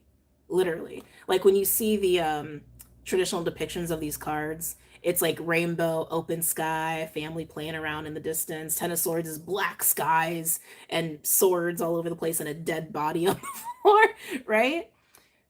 Literally, Scorpio, night to day. Ten of Swords doesn't always have to indicate betrayal. It doesn't always have to indicate the most intense pain and anguish that you can experience. It doesn't always have to be that. It can even just be a release even. It can just indicate, well, threshold energy, which being the Scorpio, you understand thresholds very well. You are the 8th house. You are all about the realm of thresholds and what have you, including Pisces, but neither here nor there. Ten of Swords, I have been seeing a lot lately in the last couple months within the collective, has been almost representing more of of like a shedding, actually. Like a very, very deep shedding of something. And you're rising out of the five. Some of you, and psychic healing. Yeah, Scorpio, some of you, it's almost like you're coming out of a dark cloud, to be honest. Like that's almost how it's feeling too. Like some of you are coming out of a dark cloud. Some of you are almost like finally letting the light back in. But you're getting assistance with that. You're getting support with that. If any of you have been feeling like life has been just like extra hard for no reason, or if you've been perceiving, I'm going to say perceiving psychic attacks, or just having a lot of difficulty with your own intuition, your own emotions, or having a lot of really random things happen that are just like caused unnecessary struggle and what have you, it kind of is this vibe of like there has almost been like a dark cloud, if you will, around you. And that just happens. That happens sometimes, right? People go through phases of that. It's not always because someone's sending you some bad juju. It's not always about that. Sometimes we also do it to ourselves. Sometimes we get caught up in our own negative thinking or spirals. That's also very human. Like if we get like a bad streak, right? A bad streak of luck, or we just kind of go through a little bit of an ebb time or a low time. Sometimes it's hard to pull ourselves out of that like mindset. So no matter how this has been happening for you, Scorpio, it is like the dark cloud is lifting, or you're literally rising above it. And again, I feel assistance here helping you with this. like divine assistance. Thank you for the $9.99. Pat Queen forever. Thank you. No matter how it's happening, it's happening. No matter how it's happening, it's happening. Can I get one more? Oh, yep. 5 of Wands. There's that 5 of Wands. Tell me about the 10 of Cups.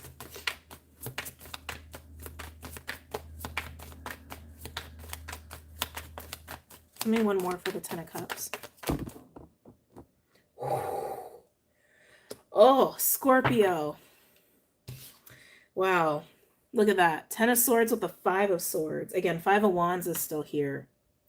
I actually just want to say, let there be... Oh. I was going to say, let there be light. And I look up and there's all this like orange light behind me. Let there be light. Scorpio. I know you're cool with the darkness, but you also bring light. You do. That is also something Scorpios do. You bring light. So bring it. Okay, bring it. Bring the light. That's what you're climbing out of, Scorpio. You're climbing out of 10 of Swords, 5 of Swords, 5 of Wands. That's gnarly. That gives me the vibes of like, if any of you have ever seen Once Upon a Time, highly recommend it. Amazing, amazing show. To be honest, I've wanted to do a series on that show for the longest time, but I don't want to get in trouble with Disney. So for obvious reasons, I have not done that. But anyway, being in the 10 of Swords, 5 of Swords, and 5 of Wands, for anyone who's ever seen Once Upon a Time, season 3, I'm not going to ruin it, because it is amazing. If you haven't seen it, I do recommend watching it. But anyway, in season 3, the first half of season 3, the whole story is taking place in a very specific place, okay? And within that place, there's all these like crazy names for different areas of this place that they find themselves in. And one of the places is called the Dark Hollow. And it's how it sounds. It's a place where only shadows dwell. It's literally a dark forest where there's only darkness, there's only shadows, and even if you bring a candlelight up in there, it can't sustain itself. Like there's literally no light in the Dark Hollow. It almost feels, and again, even that like word I want to say, shadows, only shadows exist there. I feel like and I know that sounds really extreme, I just feel like some of you have been experiencing this kind of like pervasive, shadowy, heavy, almost dark, like kind of vibe, or just kind of period of time. Not all of you, but some of you absolutely have. Like that is just gnarly to me. Some of you, this could have come with a lot of conflicts with other people, or even like people, just being haters, even from afar. That can be a thing. And again, some of you may have been experiencing or perceiving like psychic attacks sort of deal, but some of you, this has been your own shadows. Some of you, this has been your own fears, your own ego, your own insecurities. And I say that with love, I really do. But the light is coming. The light is here. Let there be light, Scorpio. Wow. Okay, let me come back up here. Priscilla, thank you for the $19.99. Thank you, thank you. Thank you so much. All right, let's move on to Pisces.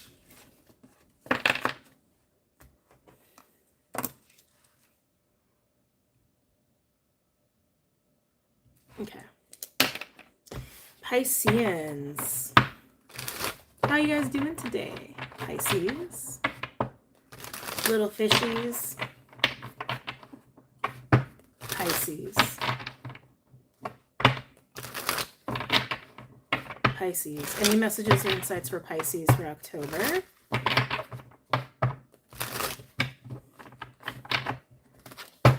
Pisces.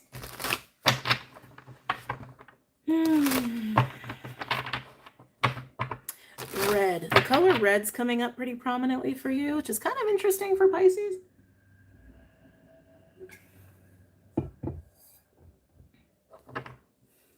Few things here. Even the way they're showing it to me is kind of interesting. So normally when they show me colors, it's to give me the vibe of like the field, the auric field, or even like emotions or what have you. That's not how they're showing it to me. They're actually, it's so specific. They're showing it like a line of red paint. Like someone has like taken a giant paintbrush and gone like, whoosh, like one like fat red line across like a white canvas or a wall or something like that. Like declaring something even. Are you drawing a line? Are you drawing it in blood? What's going on, Pisces? What's happening? What's happening? What's happening? You're declaring something is how this is coming through. Maybe marking, maybe even marking something. Some of you guys could be relating to tattoos even. Pisces. Or maybe you're an artist and maybe you like to work with paint. Pisces.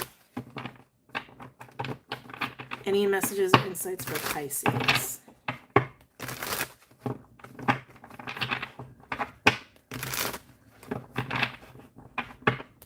So you guys are dealing with Aries. Fire sign energy just came through, but I wanted to say Aries first and foremost.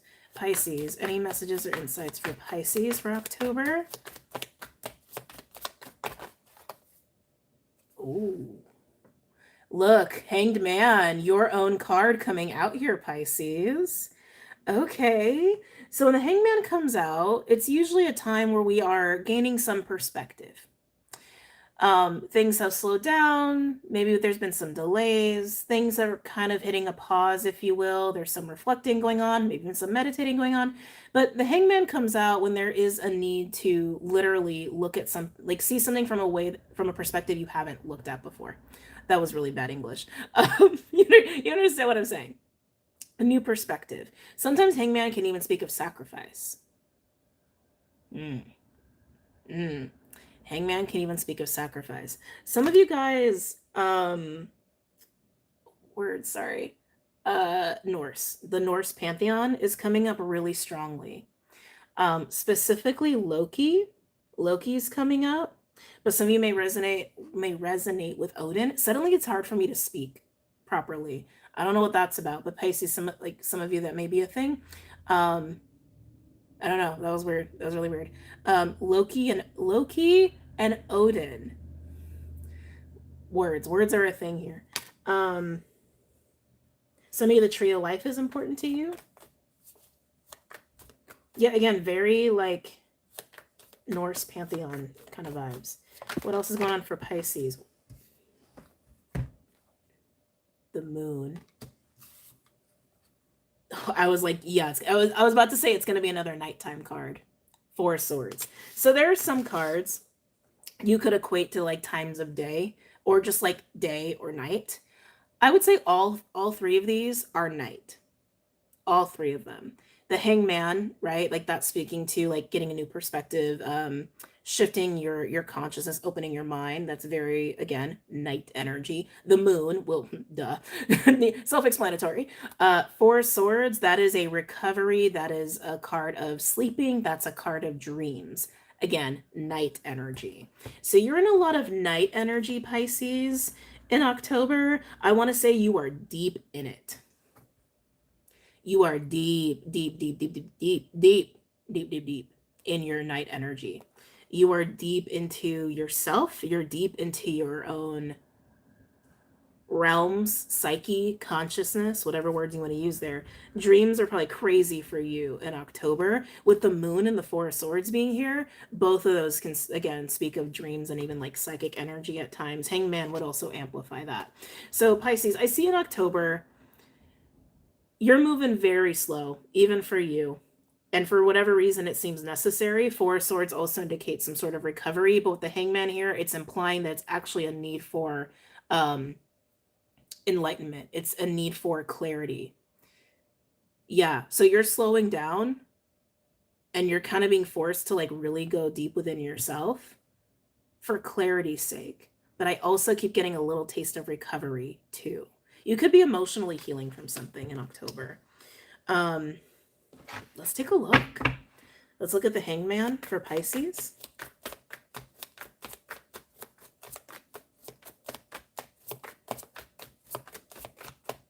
Can I get a card on the Hangman for Pisces?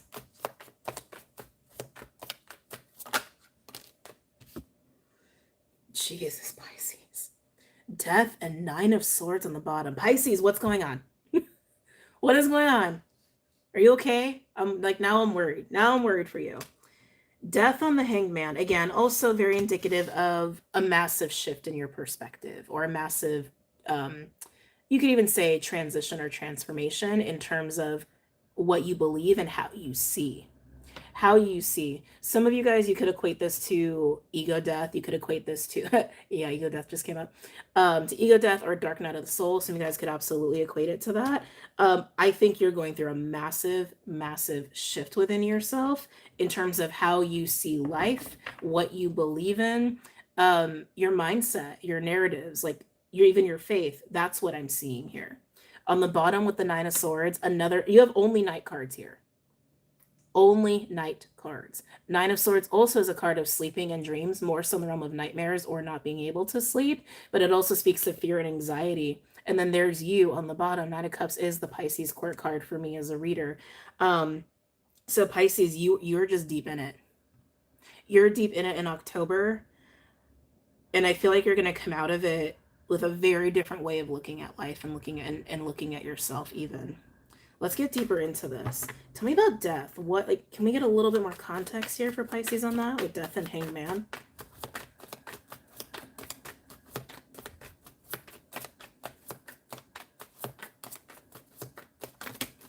That's too many. Way too many. Tell me about Hangman and death for Pisces. Can I just get one card, please? Okay.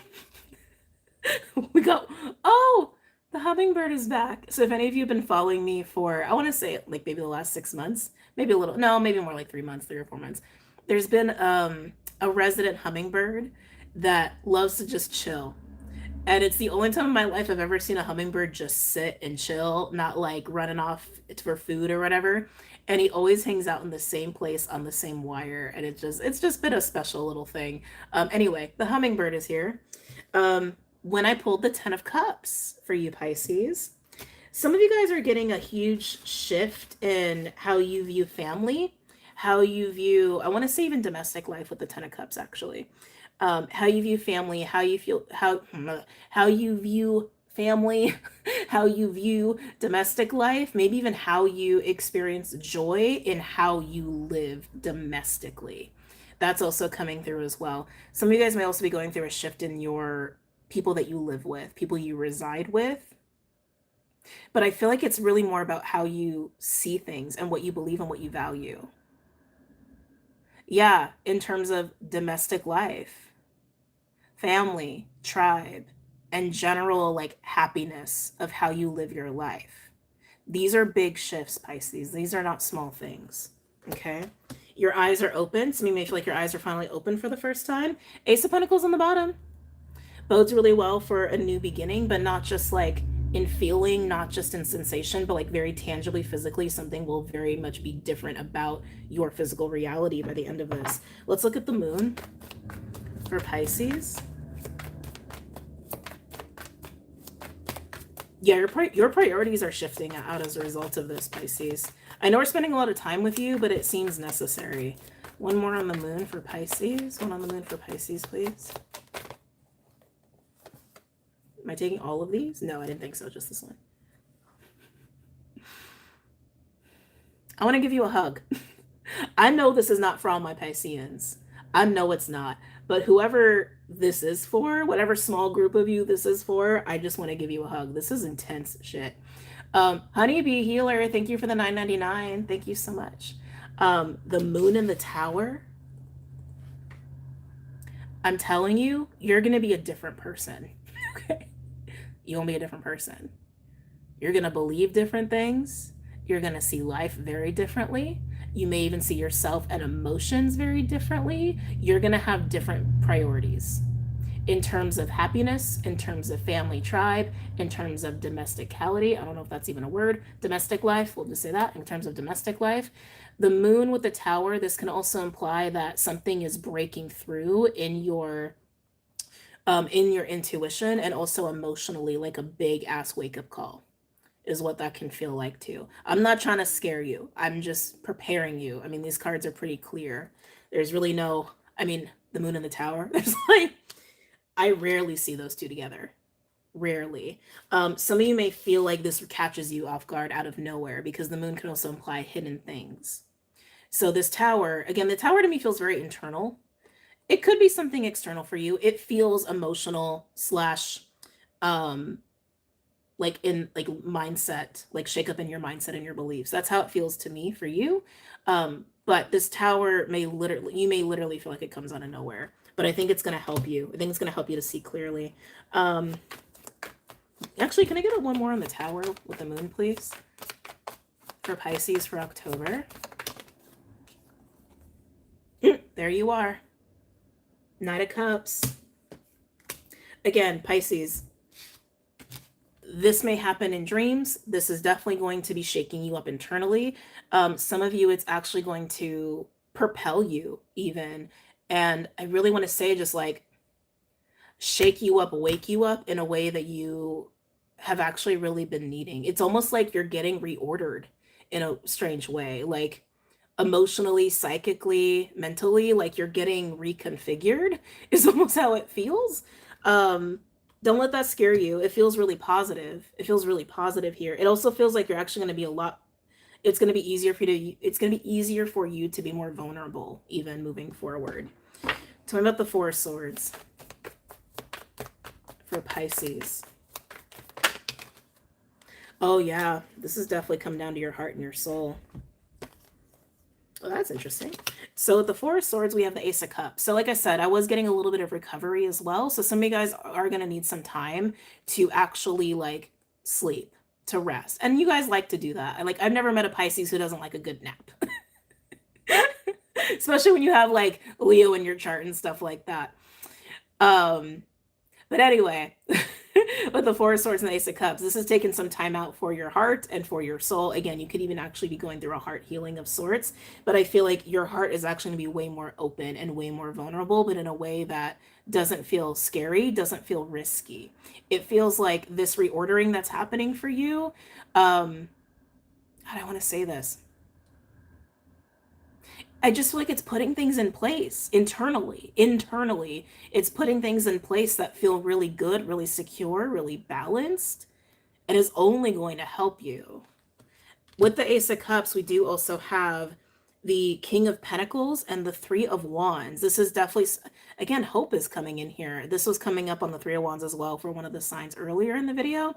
But the Three of Wands is normally, it is optimism. It's also knowing that like things are moving, things are grooving, things are going to be coming up, right? It's looking on the horizon as the ships come in kind of vibes.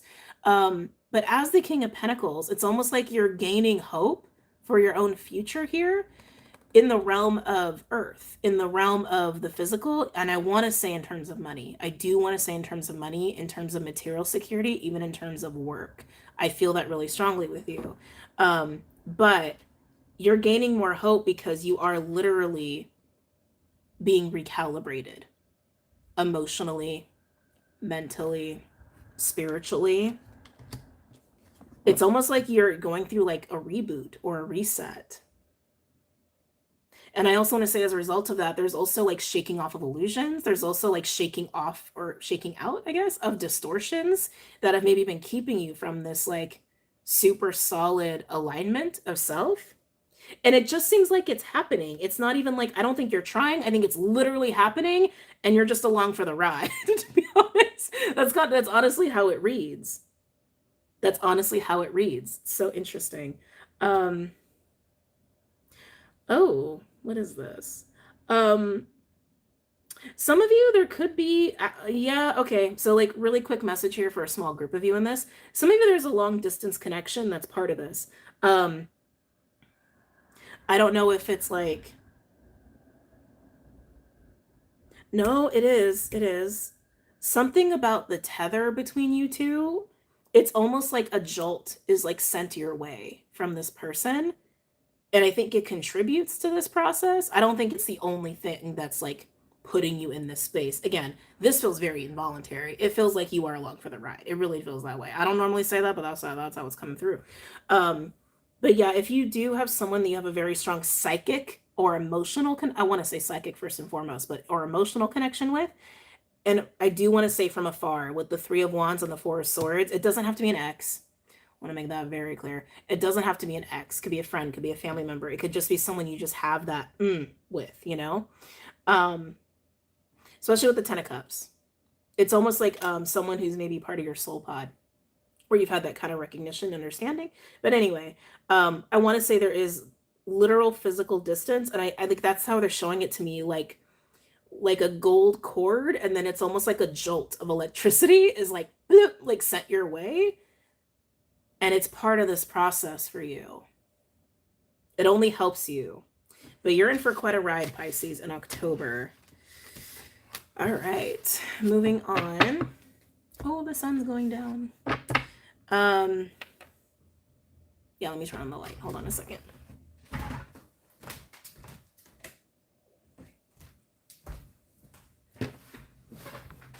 All right.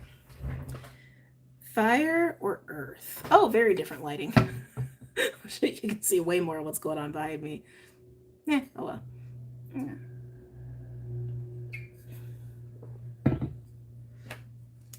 Oh. All right. Fire or earth?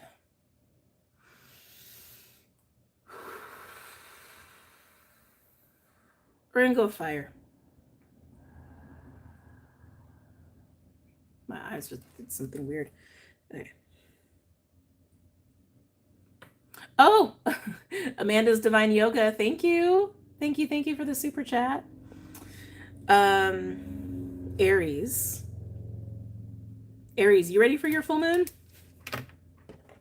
Are you ready? You ready for your full moon? I'm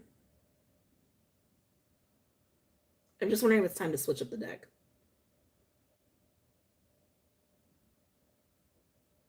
No, I heard no. All right. Aries. Aries.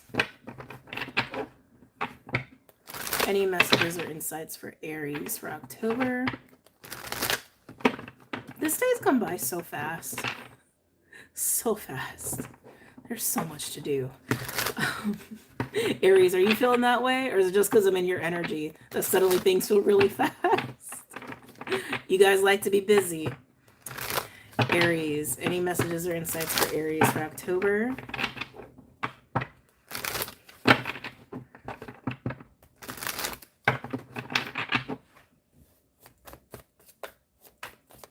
So I haven't looked into the astrology for the full moon in Aries yet. I am doing the hangout tomorrow, so I'm probably going to look at it tonight or tomorrow morning. But something about that day, Mercury, I believe, is also going into Scorpio on that same day. I think it's also super moon too. I got disconnected as I was about to say something about it. Yeah, I almost want to stop for a second. So Aries, just like Libra, this is going to be an important month for you because it is Libra season, your natural complement, counterpart, whatever word you want to, your natural 7th house, whatever word you want to use for it, and a new moon in Libra, full moon in your sign. So yeah, something about that. It is on the 6th of October, the full moon in Aries. I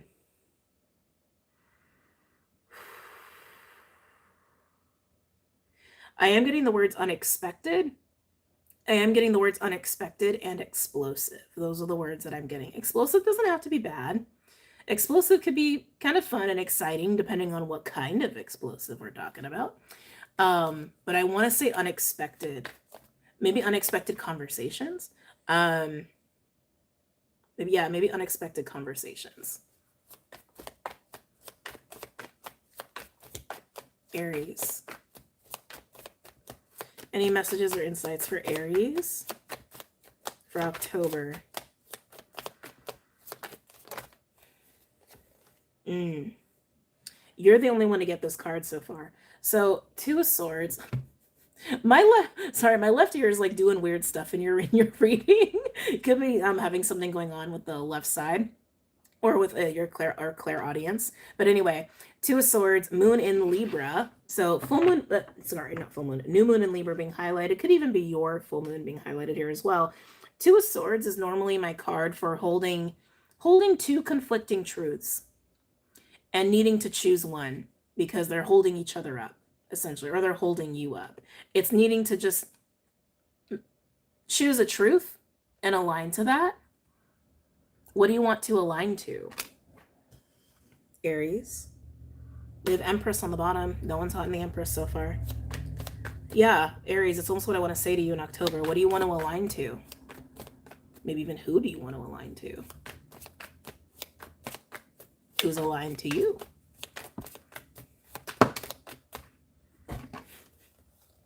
Okay. Knight of Wands. The Hermit. And the Ten of Cups. I did say who. I did indeed say who. Knight of Wands with the Hermit and the Ten of Cups. This is somebody who is meditating and reflecting on what makes them really freaking happy and who they're happy with, and not hesitating to act on that and make that a reality with the Knight of Wands. But with all of this coming in after the Two of Swords, it's either like you choose it or you don't. It's a choice. It's just coming down to a choice. But this feels explosive with the Knight of Wands. This does feel explosive. So Aries, this could be you just needing to like make a choice about what you really want, what makes you really happy, and just acting on it. Some of you, this could be someone around you acting on that, and then you're left with the decision of saying yes or no, right? So it's like, that's kind of how I'm reading it. Let's get deeper into this. Tell me about the two, again, Emperor's still at the bottom. Tell me about the Two of Swords. Hey, Clydester. Hold on. Bubby. Go ahead. Go ahead. Let me unplug this. Okay. Tell me about the Two of Swords.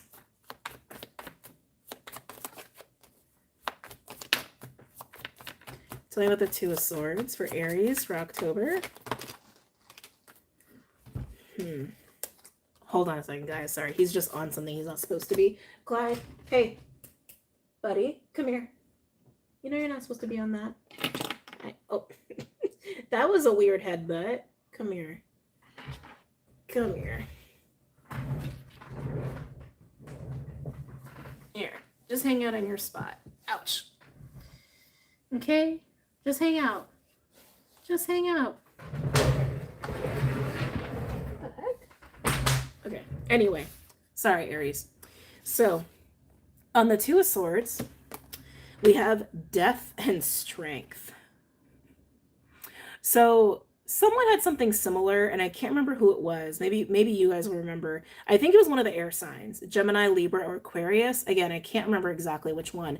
But the beautiful thing that's happening is this Two of Swords energy is not going to be sticking around because death is here. Death is all about change. Death, I want to say, is actually breaking down the strength card. How do I want to say this? It's breaking down any walls or barriers that could be withholding this, that could be slowing this down. That's how this is feeling to me. It may not be comfortable, but that's how that's feeling. Can I get one more on the Two of Swords here for Aries?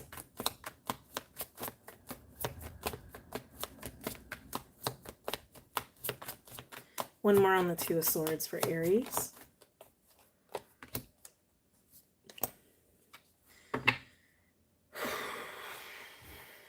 Okay. We have Ten of Swords and the Seven of Cups coming in after strength. So Aries, any holdup that's been had here, any resistance, any delays, any like uncertainty, doubts. I really want to say doubts. It's been coming from this, I do want to say fear or concern with the Ten of Swords and the Seven of Cups. It's almost this feeling of like, what if this goes sideways? What if this goes bad? What if this blows up in my face? That's what I'm getting with the Ten of Swords and the Seven of Cups. Yeah, I'm getting just doubt. Like, that's what I'm getting. I'm just getting doubt. But again, Knight of Wands with the Hermit and the Ten of Cups. There's also a very clear, like, sorry, he's distracting me. Diving into the self to acknowledge what actually will make you happy or will make someone happy, and then acting on that. Again, some of you, this is just all within yourself, and others of you, this is between you and another person, where someone's acting on what they want, and the other person is left with the decision to say yes or no, and they're really, really worried about making the wrong choice. They're really worried about letting like almost like wishful thinking get in the way, or, oh, it's too good to be true. Oh, this could go sideways real quick, you know, that kind of vibe. Interesting. Tell me about the Knight of Wands for Aries. Tell me about the Knight of Wands for Aries. Okay, I like this. Knight of Pentacles with the Knight of Wands. The reason I like that is because even though the person who's acting on their happiness is passionate and quick with the Knight of Wands, the Knight of Pentacles says they're grounded in it. So even though someone is taking action very quickly, and again, maybe even unexpectedly, they know what they want. This is giving me Aries vibes. So Aries, I do feel like you're the one who's acting as the Knight, even if you may go through an internal rough decision-making process to get to this point, or you could be the one in this Knight energy heading towards someone to be like, yo, this is what I want. What you think? Let's do this. And then they're the ones who are all caught up in themselves about their doubt about saying yes or no. Either way, let's come back to this Knight. So this Knight is very grounded in what they want with that Knight of Pentacles. They are reliable. They're consistent. They've thought about it. They've really, really, really, really thought about it. This has given me the notion of there is a plan. It's not haphazard. Every detail's been kind of combed through. Very strong Virgo energy too on the side of this Knight, but they are being very passionate about it, which I don't think is bad. Definitely don't think that's a bad thing. One more on the Knight of Wands. It's an interesting combination. You don't normally see those two together. One more on the Knight of Wands for Aries.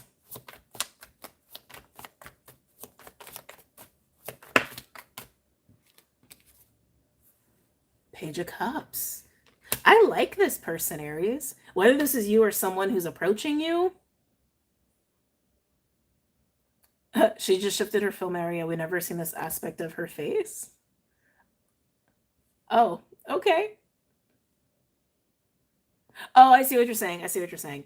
Yeah, I've had to move. I've been moving stuff around because I'm moving. It's still so surreal to me. This is just where things landed for right now. It may look very different next time you see me.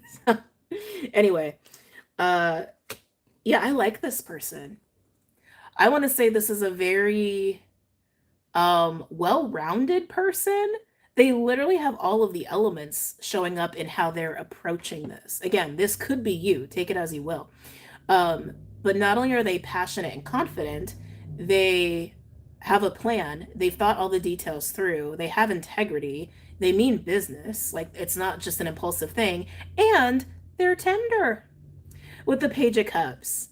The Page of Cups is tenderness. It's sweetness. It's also very emotionally honest and vulnerable. I like it. That is very nice.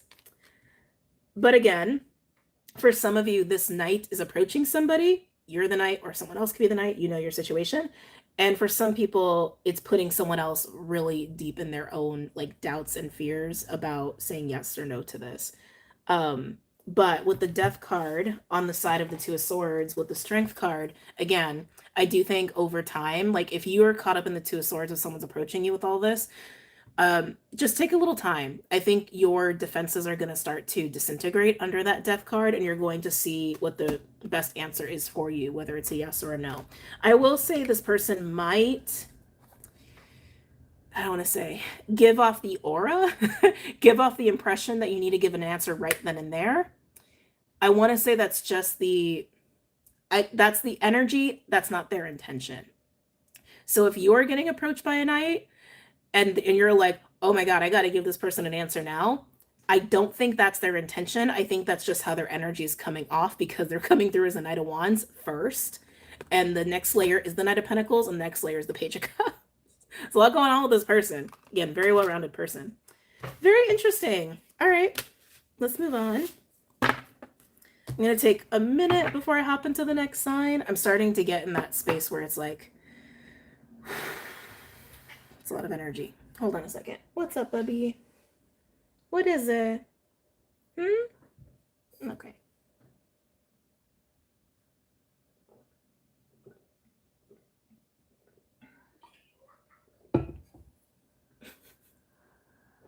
All right, Leo.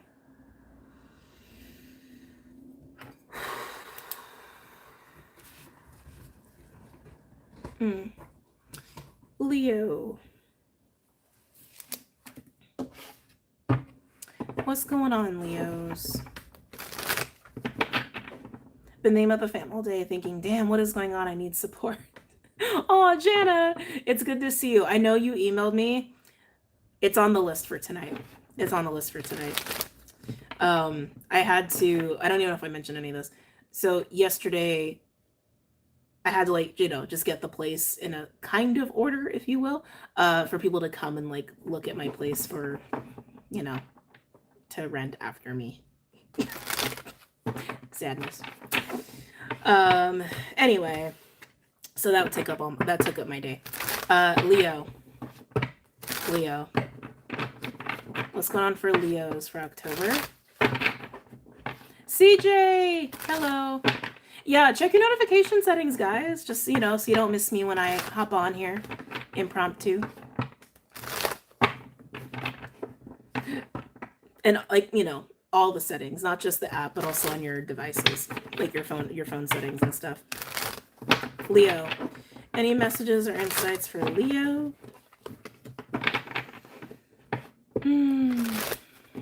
For October. Your vibe is interesting, Leo. You know, Leos, I find that most of the time you're really confident, and I think that's a great asset to have. And I feel like you're really in your confidence in October. It is giving me a little bit of like, I don't want to say this, like walking in like you own the place. Like that's kind of the vibe that I'm getting with you. Clyde. Hi.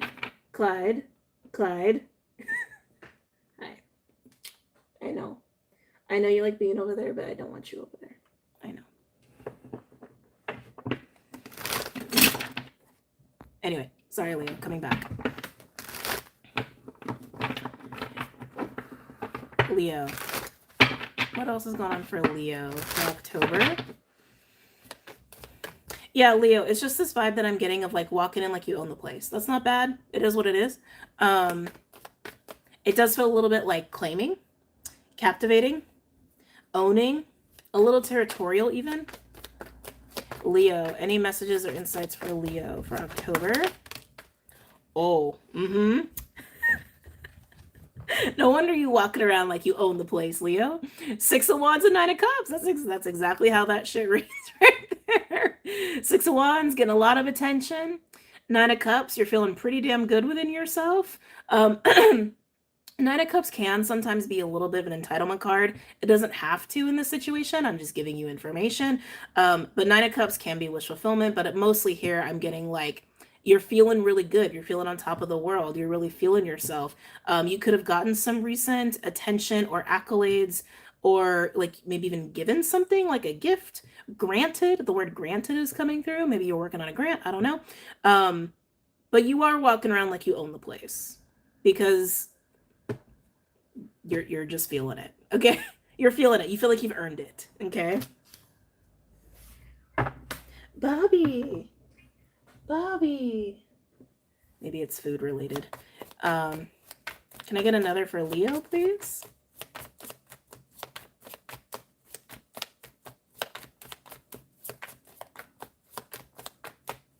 CJ.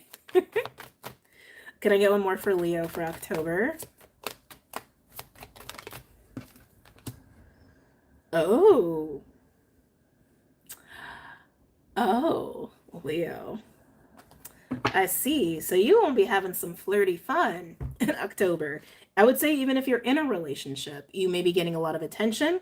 You may even be feeling a little bit saucy with your current partner for some of you.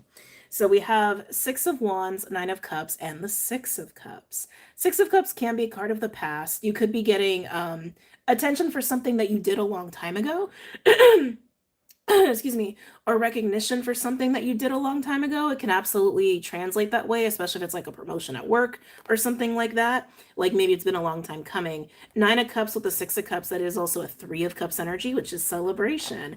But for the most part with the 6 of Cups, I'm actually just feeling like the energy of soul, like soul to soul energy with other people, like heart to heart connection with other people, kindred energy, familiar energy. Some of you guys could be celebrating with family or your close inner circle in the month of October. But as you like are feeling yourself, I do feel like you are enjoying your soul tribe. I feel like you're enjoying your people. A lot of you, you're enjoying your person. Okay. Whether that's a relatively new connection or a really old standing relationship, you're just feeling really damn good. You're enjoying yourself. You're having a really good time and you're playing. You're also playing.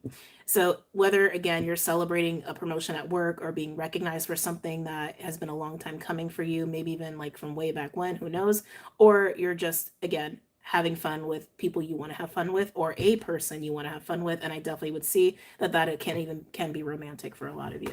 Okay? Nice. Let's get into it.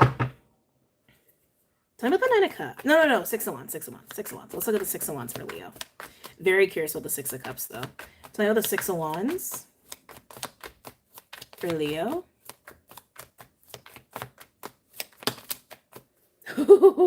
Wow. Leo. Okay. Thank you, Rock and Robin, for the $10. Thank you. You're winning. Okay, Leo, you're winning. You're winning at life. You won that promotion. You won that attention. You won that person. You're winning. The reason I say that is because the 6 of Wands and the Ace of Wands, there's a 5 of Wands energy here, and then we went over this with Scorpio. When you go from the 5 of Wands to the 6 of Wands, you're rising above competition. You're rising above noise. You're also rising above immaturity, right? You're getting picked out of the crowd, so to speak. With the Ace of Wands being here, your own heat, your own sacred flame, your own spirit got you there. Okay? Pushed you there. So however you're winning, okay? You're winning. I like it. It's cool. It's a vibe. Tell me about the 9 of Cups here for Leo.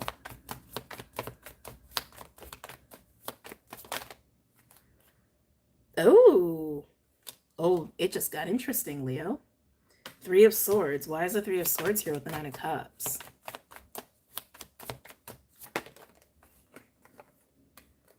That's why.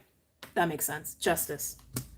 Again, I keep getting that, like, whatever you're winning at or whatever attention you're getting, a good chunk of you, it's been a long time coming with the 6 of Cups. And the fact that we have the 9 of Cups clarified with the 3 of Swords and Justice, it is literally your justice to get this kind of attention, to get this kind of recognition, to win. It's been a long time coming. Dare I say too long for some of you with Justice and the 3 of Swords here. You could feel like you are finally getting your wish fulfillment in some way. It's mostly just because you're feeling really damn good about yourself and your life here. Okay, that's really mostly what it's coming from. But you are clearly winning at something. All right. Tell me about the 6 of Cups.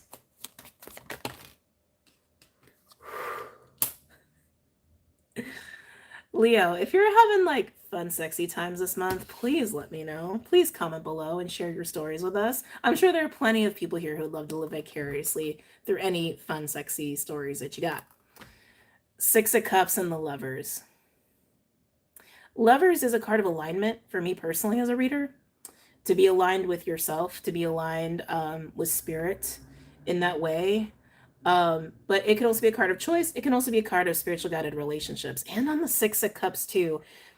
Again, just to reiterate, this can indicate that something from the past you are finally getting recognition for, right? And that could also indicate like the alignment of the Lovers being here. But again, I do feel like for a good chunk of you, this is a romantic read. And it's like you're finally getting the romantic experience or the relational experience that you've been deserving. Some of you, this is just in the form of a friendship. Like you finally got like a good friend, right?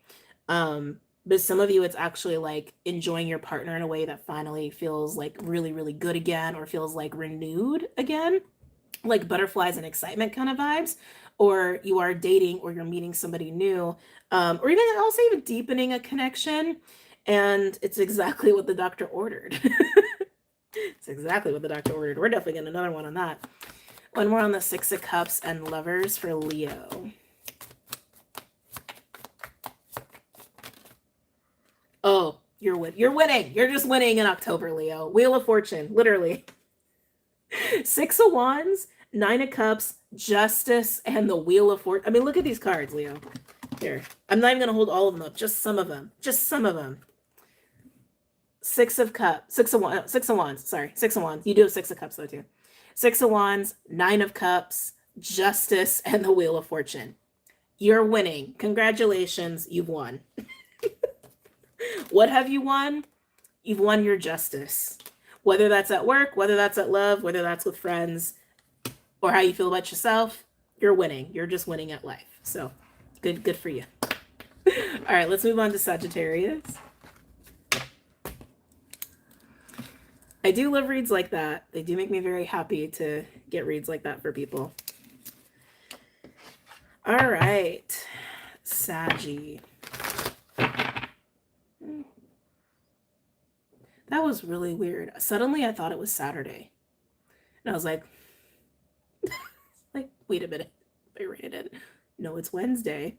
So Saturday, maybe a specific Saturday is important to you, for you. Interesting. Sagittarius, any messages, or maybe you're traveling on that day? I don't know. Sagittarius, any messages or insights for Sagittarius?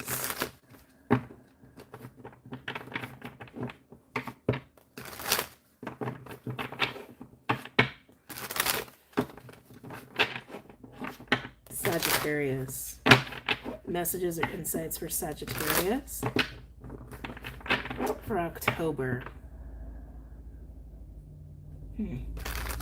Sag, your energy is interesting. It's not how I normally feel you. What's going on with you?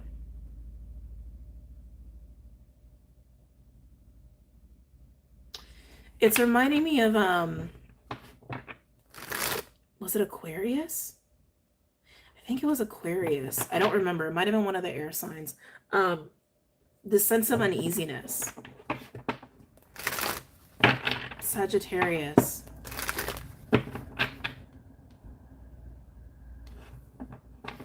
Maybe you're just psychically picking something up. Maybe you're just intuiting something. Any messages or insights for Sagittarius for October? Okay, Eight of Pentacles. So you could just be really focused on your work at this time. You could be really focused on your money. Eight of Pentacles is Virgo energy. It's kind of burning the midnight oil sometimes, but it's a card of mastering something in the physical plane, or a craft or a skill. So you busy. You busy. You busy. You busy working on something. You're busy investing in something, building something up, or simply just working a lot in October. Sagittarius. I'm hearing focused. Ooh. Queen of Wands.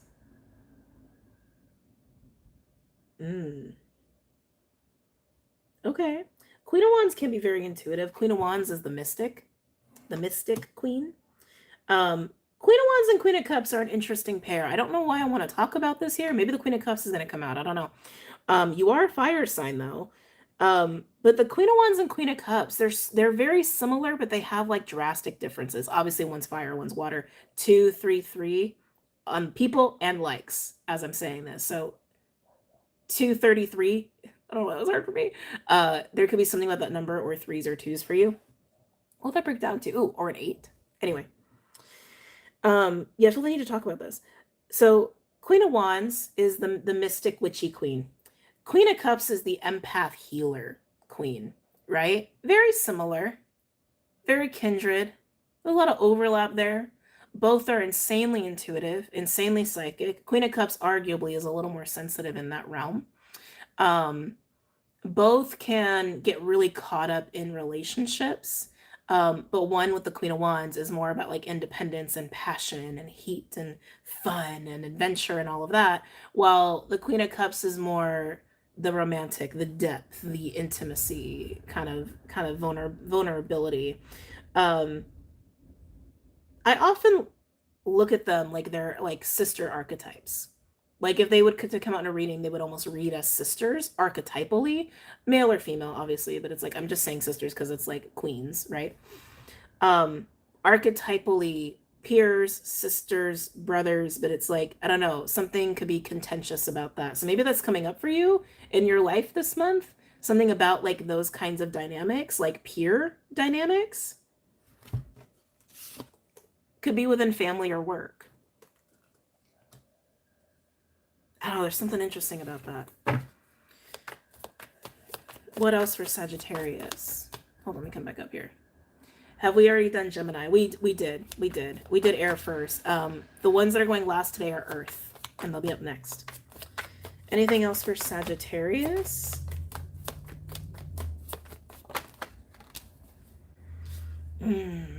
Yeah, something's not sitting right with you, Sag. 3 of Swords. Something's not sitting right with you. This 8 of Pentacles energy, whatever you've been really focused on, and I want to say putting a lot of yourself into through the 8 of Pentacles here, your alarm bells are going off. Your instincts, your intuition, something is telling you something needs to shift, or maybe something is about to happen. That's just kind of what I'm getting. Like, oh, excuse me, 7:07 on the clock. Hold on. Clyde, Bubby. No. Wow. Hey. Okay. There you go. Yeah, something's not sitting right with you. You're sensing the 3 of Swords, or you're getting into the energy of the 3 of Swords because something does not feel right about whatever you have been so focused on or whatever you've been investing in. Some of you, I'm almost getting like you've been so invested in something that something has been allowed to start going awry in the background, or something is up in the shadows, even like hidden behind closed doors. That's the two ways I'm getting it. So take it as you will. Whether it's whatever you are heavily invested in is suddenly almost spoiling or going awry, and you're just getting a whiff of it. It's weird verbiage coming up here for you. Or you've been so entrenched in something, you haven't been paying attention to something else in your life or something else around you or even another person, and something doesn't smell right. Something doesn't smell right. Something's up, something's wrong, and you know it. Let's look at the 8 of Pentacles. Tell me about the 8 of Pentacles for Sagittarius.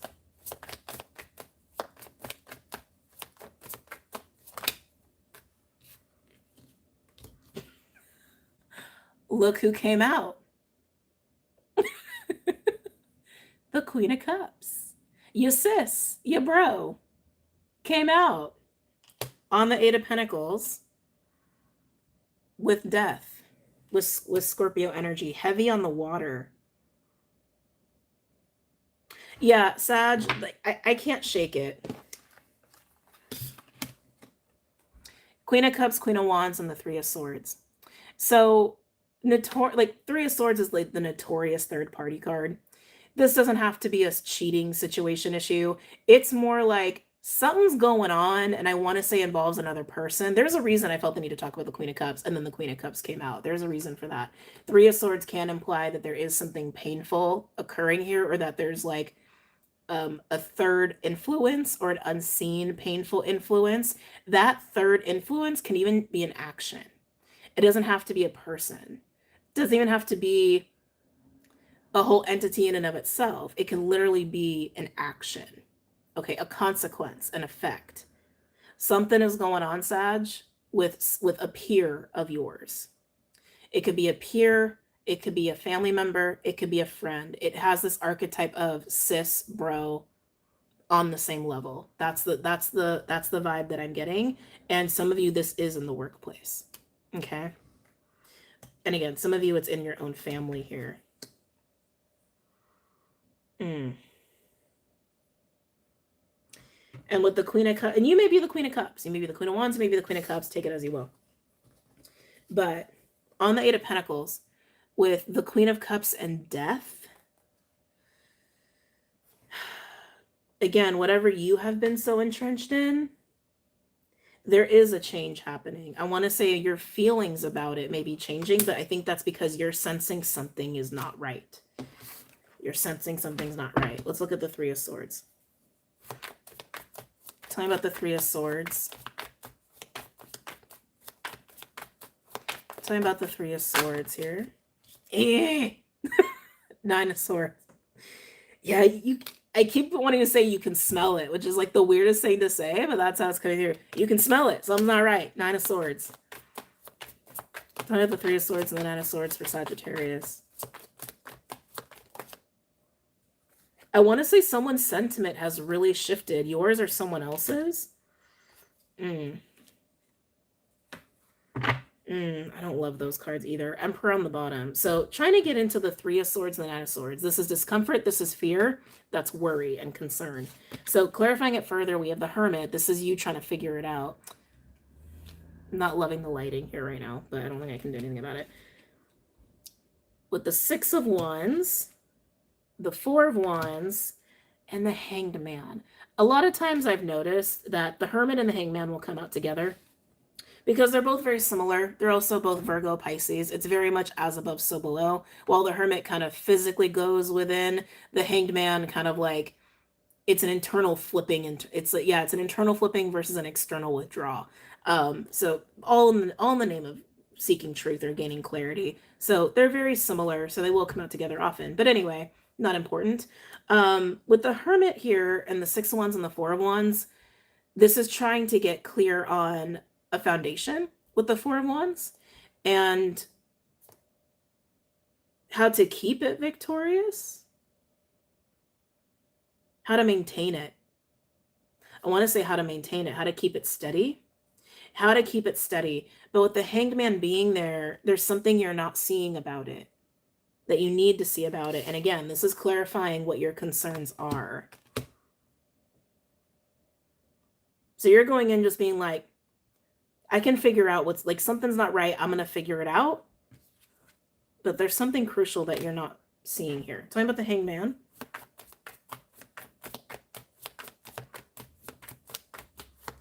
I'm hearing, oh, okay, that makes sense. I was about to say, I'm hearing Pisces. I was like, oh yeah, Hanged Man is Pisces. That was a very prominent card in the Pisces reading, I will say that. Talking about the Hanged Man for Sagittarius. I don't like this, Sag. I keep getting the feeling like something's going on in the background, like hidden, like literally behind closed doors. Oh. So very interesting. Clarifying the Hanged Man, clarifying the need to see this differently than how you have been seeing it is the Tower and the Eight of Swords. I do want to say this Tower is going to hit at some point. Yeah, this Tower is going to hit at some point. The Tower is shattering the Eight of Swords. That's what's happening here. The Tower is shattering illusion. It's shattering whatever has been keeping you from seeing the truth of a situation. Yeah, that's just how it's coming through. So, you know, one or two things could happen here. You could either just go within and see what you need to see, or you could keep trying to like maintain this. You can keep trying to stay invested and devoted. And then the Tower is going to hit you. And it's going to shatter the Eight of Swords. But the Eight of Swords is limited beliefs, right? It's a narrow perspective. Sometimes it can speak to fear and anxiety, but it's how we get caught up in our own heads and how that holds us up because of what we refuse to see. So some of you, this may feel like your own fears come to life a little bit. It may not be that extreme, but that's how it can manifest for some of you. Either way, truth will be known here. Truth and clarity will be known about what's really going on, but it's like, it's so elusive. It's not even clear in the reading what's going on. It's not clear in the reading what the sus shit is. So let's look at the Queen of Wands. I might have to close my curtains soon. Tell me about the Queen of Wands for Sagittarius. Ace of Swords. The truth. The truth. There it is, plain as day. So, Sag, again, very elusive reading. I don't think it's for me to know. to know what the sus shit is in the background. That's for you to know and for you to find out. But it's, you only don't fully know because you're not allowing yourself to see a situation for what it is. And you will see what it is either way.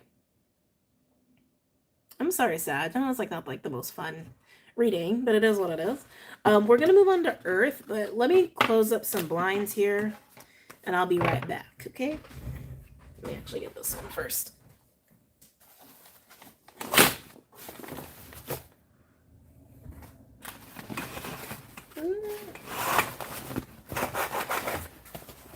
Ah! I want to knock over my water.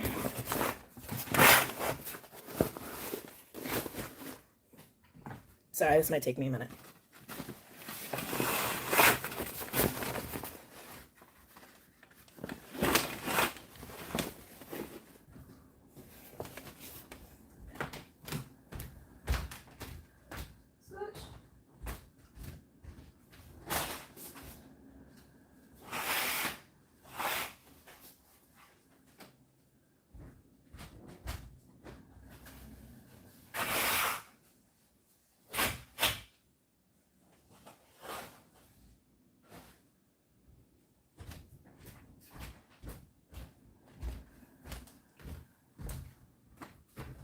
Okay.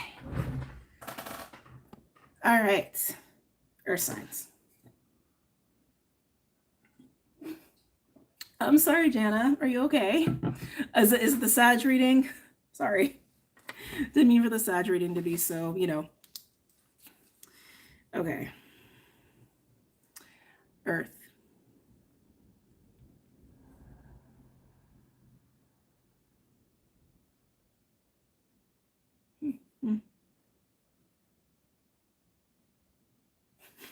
Sorry, it's just noises distracting me.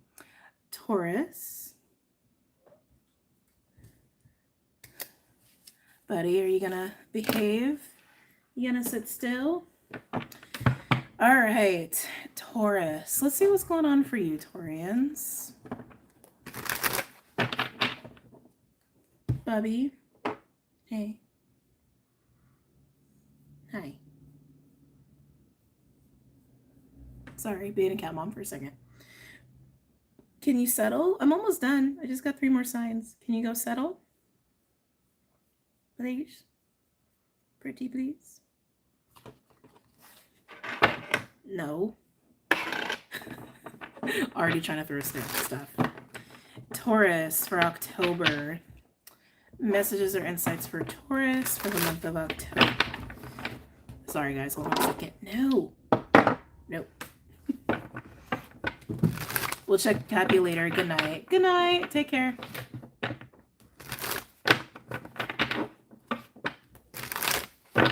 Taurus. Any messages or insights for Taurus for the month of October?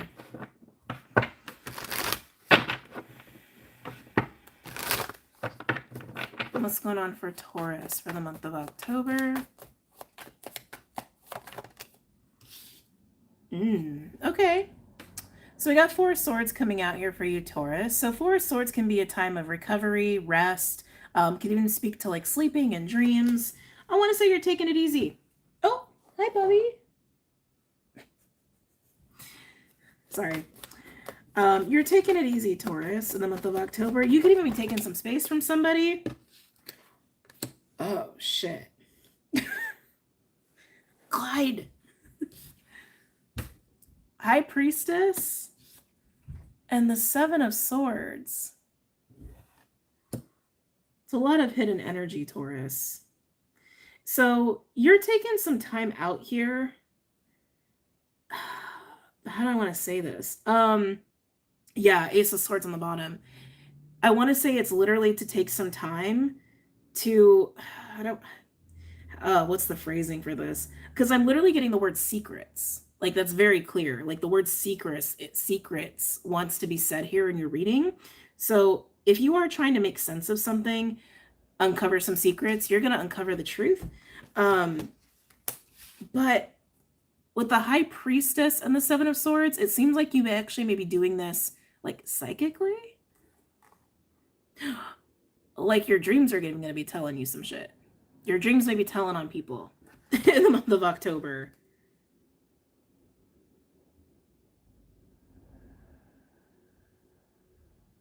Taurus, some of you are Sorry guys. This is really hard to articulate. I'm almost seeing like a door, like it's just like a place you don't go, a place you don't venture into. It's the door you don't open. I'm also getting that too. In October, you're opening it, but it's in the psyche. It feels internal. It feels like stuff you hide even from yourself, like, like shadow work. But even like trying to articulate it, it's like there's something very hesitant about it. Yeah, you're going to be opening some doors that you've never opened. But these doors, some of them are psychic doors. But I also want to say a lot of them are like doors about like within your own psyche, within yourself, about some stuff that you just don't like to touch. Some stuff you don't like to see. Some of you guys, it could even be about like self-sabotaging behaviors. But again, Ace of Swords on the bottom is clarifying that you will see these things very clearly. I keep feeling hesitant. I keep feeling like, oh, I don't know. Like I keep feeling that. Tell me about the Four of Swords for Taurus.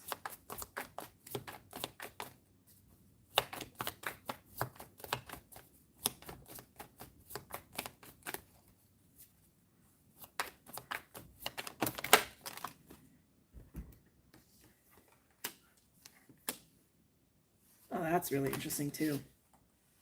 So on the Four of Swords, we have Eight of Pentacles and the Wheel of Fortune.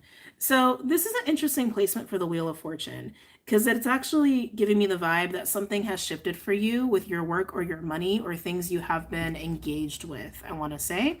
And the wheel, how it's turned, you're on break time. That's how it's reading. That's how it's reading. The wheel turning in your favor is you taking a break, is you kind of being like on your own a little bit and resting, not engaged in this Eight of Pentacles energy. It was interesting how that fell out of my hand. Not engaged in the Eight of Pentacles. We don't have the Five of Pentacles out here, but the Wheel of Fortune can go both ways.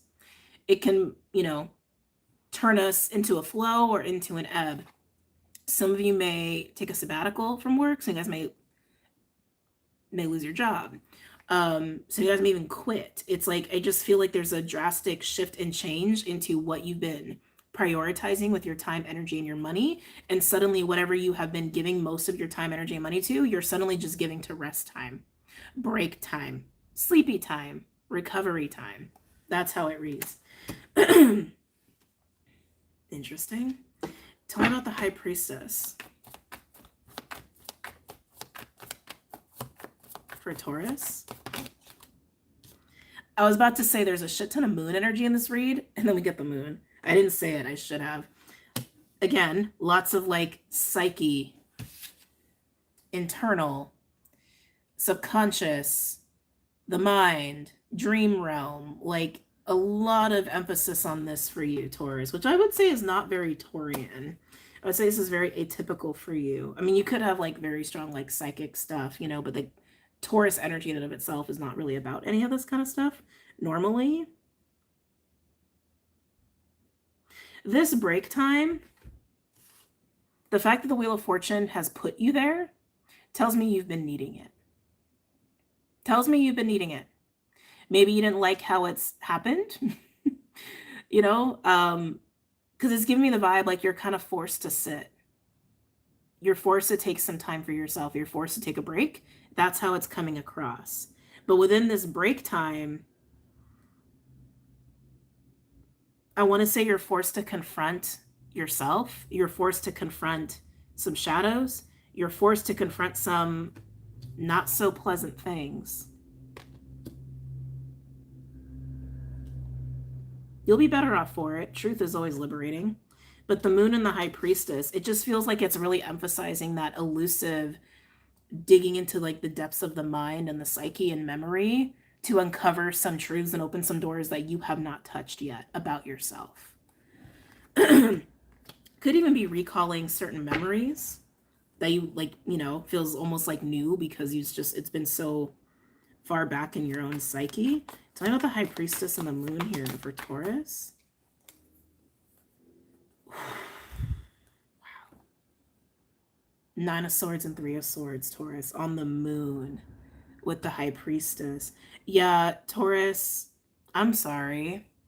It's looking like October is gonna have some themes here of some pretty deep shadow work, okay? Or just being confronted by your inner demons, being confronted by your own fears, being confronted by the pieces of yourself that make you really uncomfortable. That's what I'm getting with the Nine of Swords and the Three of Swords. That's like, that's fear, that's really rough dreams or not sleeping, that's pain, that's grief, and that's also emotional. That's the psyche with the moon and the High Priestess being here. And also, again, very much like secrets and hidden things. You are confronting yourself. You're being forced to confront yourself. Bubby. Tell me about the Seven of Swords for Taurus.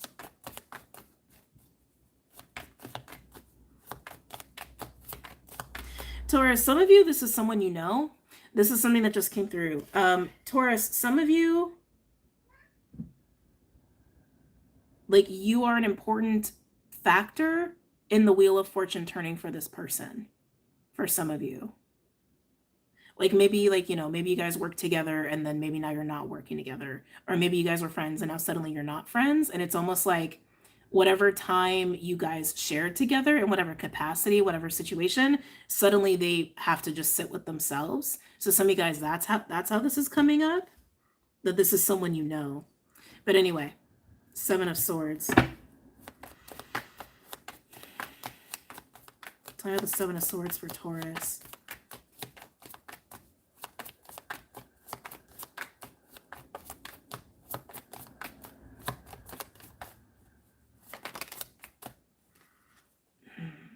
Taurus, you got a lot of swords here. Nine of Swords, Three of Swords, Seven of Swords, Four of Swords, Two of Swords. You have almost the whole sword suit here in your reading. Two of Swords with the Seven of Swords. This is very clearly not seeing something. This is not acknowledging something, not understanding something. But I want to say it's like it's what's been behind the door that you're now being forced to open. Tell me about the Seven of Swords here for Taurus.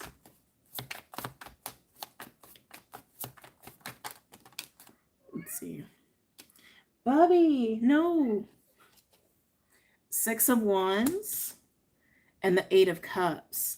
So Taurus, what I love about the Six of Wands and the Eight of Cups being here, this is you dropping that. This is you making your way through the door and out the door, with the relief of whatever you've been carrying, whatever you haven't been looking at, like being liberated from it, because you're going to see it clearly. Remember, we have Ace of Swords on the bottom. It's been on the bottom the whole time, which is clarity. But with the Seven of Swords and the Two of Swords, it's just about seeing the truth for what it is, right? Truth will literally set you free, Taurus. Truth will literally set you free here. And I want to say it's truth about yourself. It's truth about yourself. It's truth about really painful past experiences and memories that you have refused to touch and refused to look at and refused to go into. And what is causing you to even go into it is some sort of big shift or change regarding a work situation, a money situation, or a relationship. It's whatever you have been putting your time, energy, and money into as a priority, whatever you're not doing anymore because of external circumstances. All of that is forcing you to sit down and do this, okay? All of that is forcing you to sit down and look at this. Now, again, some of you, this is someone you know, and this is just something that's happening to someone you know. Some of you have been a very specific, like, catalyst almost, or like factor in why this person is suddenly no longer engaged in something that was a priority for them, whether you were part of it and you ended it, right? Or you were in it and you're just observing the fact that they're not part of it anymore. But whoever's going through this, I know it's not easy. I know it's really hard. I know it's unpleasant. But it's important to look at the self. It's important to confront the self. And again, it may not even, like, some of you, that's not all about like self-sabotaging behavior. Some of you, it's just literally about the shit behind the door you refuse to open. But you'll be better off for it. Wow. Okay. Moving on, we got two more signs here. I'm going to switch up the deck. Probably should have done that probably should have done that for Taurus, but that's okay. We're gonna go with Santa Muerte. Little Halloween vibe.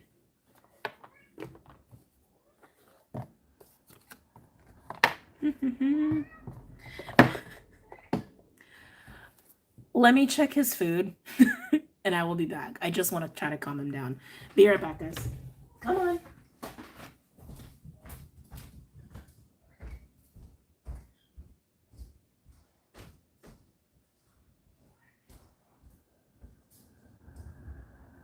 Let me see.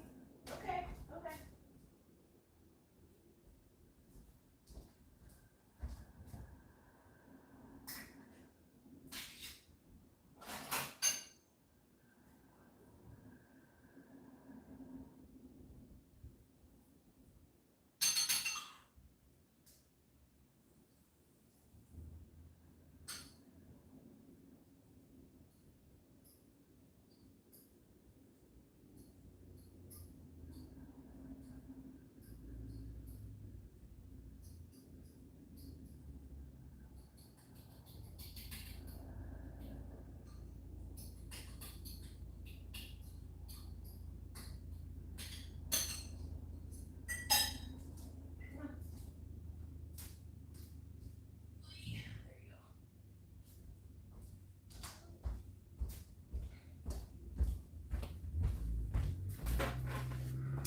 Alright guys, sorry about that.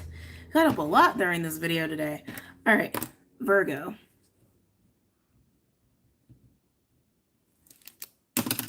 Virgos. What's going on, Virgos? You excited for October? I know it's not your season anymore, but still. Alright, Virgos. Any messages or insights for Virgo for October? Williams, just Virgo for October.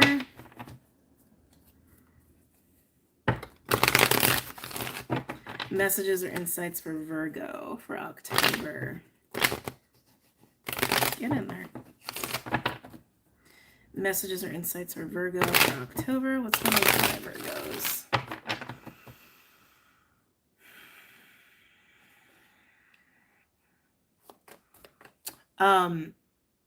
Gold pendant. Some of you, gold pendant is significant. Yeah, you missed Leo. Sorry. When we're done, I'm going to put the timestamps up. It just may take YouTube a while to process all of it. Virgo. Any messages or insights for Virgo? For the month of October. Oh, shit, everyone's gotten, not everyone, but the Towers come out a lot. So Virgo, your very first card is the Tower card. It's not always a bad card. It's just, you know, as humans, we like predictability and stability, and the Tower is anything but. Oh, okay. Why is the Tower here? I'm seeing the Magician. We'll see if the Magician comes out.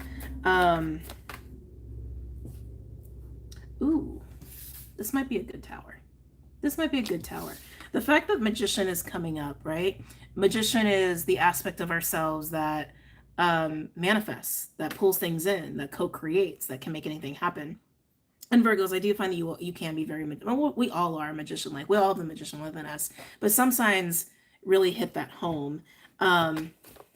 There's something about this Tower that relates to your own inner magician, is what's coming up here.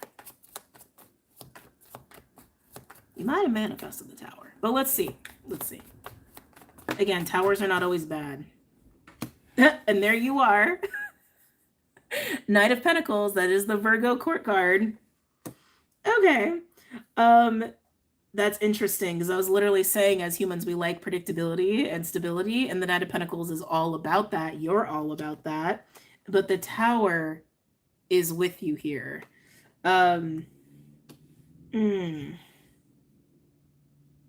I feel like it's shaking. It's shaking the Knight of Pentacles energy. It's shaking something. It's shaking predictability.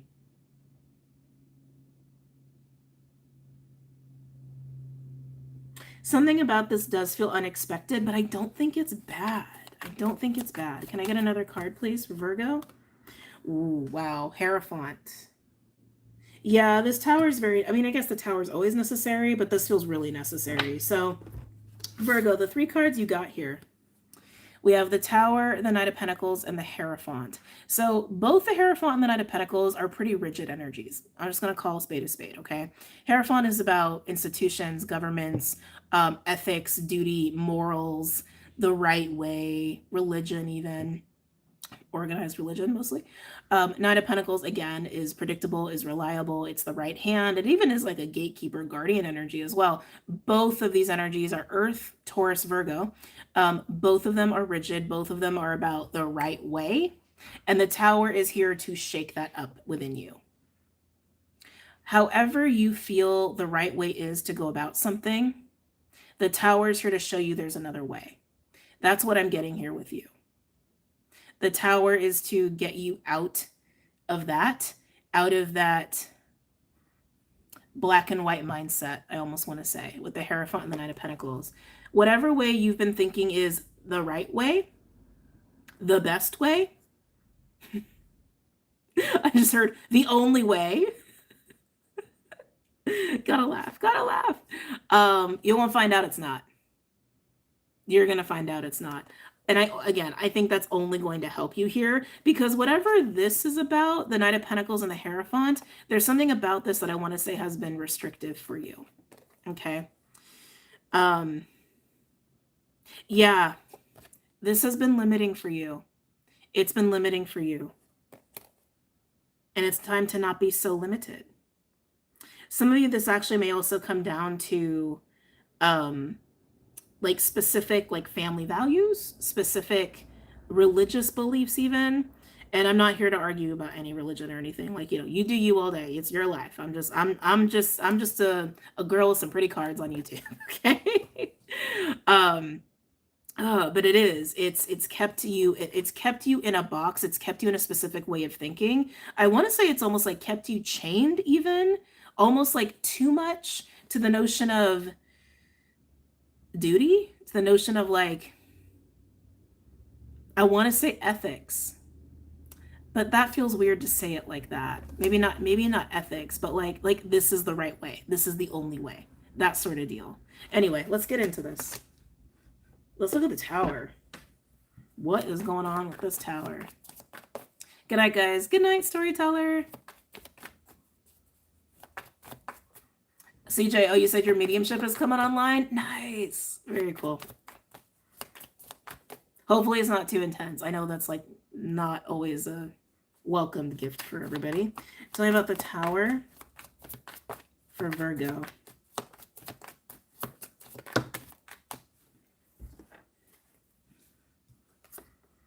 The Devil. Good. I want to say good. The Tower is shaking things up, and it's also shaking out the Devil, which is restriction. It can also be toxicity. It can also be focus and ambition and obsession and all that stuff. Fixation. I feel like it's rigidity. It's restriction. We have, is this the 9? 1, 2, 3. Yeah, the 9. I always get confused on these cards. 9 of Pentacles and the Knight of Wands. This is freeing you. Yeah, this is totally liberating you. Almost wanted to call you Pisces. That's your natural 7th. So there could be a relationship that's involved in this for you as well. But yeah, this is totally liberating you. Both of these cards are about independence. Both of them. Independence, personal freedom. Both of these cards speak to that.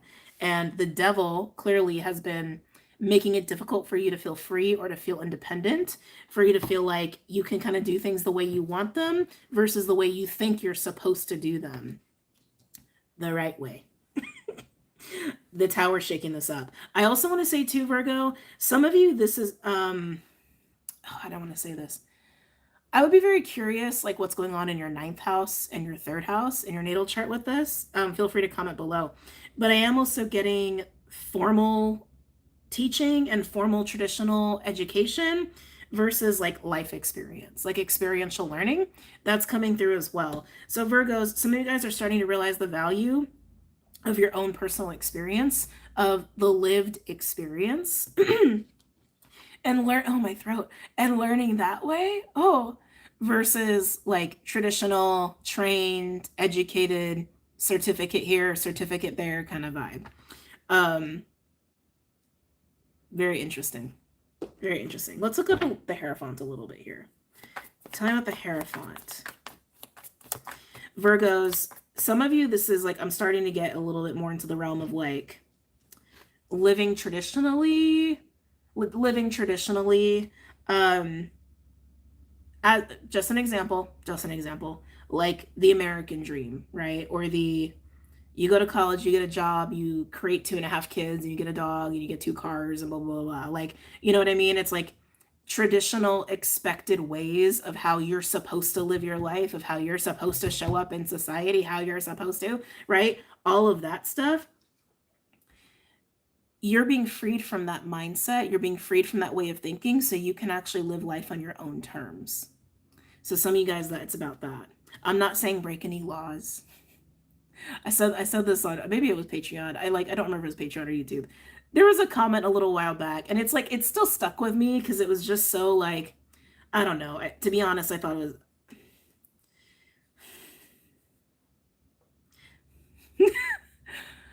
Sometimes I feel like with content creation, sometimes I feel like people have a very I'm trying to be careful with my words, interesting way of like, I don't know, making us like responsible for shit we're not responsible for. Like, we're just people.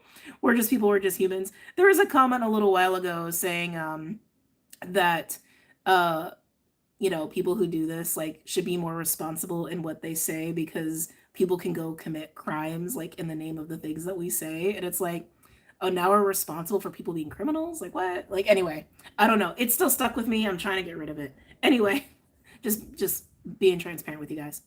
Hierophant. Let's look at the Hierophant. Tower is probably a Virgo being told their way isn't the right and only way. Well, I mean, also, I do feel like for some of you, this may translate as like you're being told and expected over, like you're being told over and over or expected over and over to do things this way because it's the right way, when deep down you're like, I really don't want to do that. I want to live life on my own terms. Could even translate that way. Ellie, hi, welcome. Tell me about the Hierophant here for Virgo. Tell me about the Hierophant for Virgo.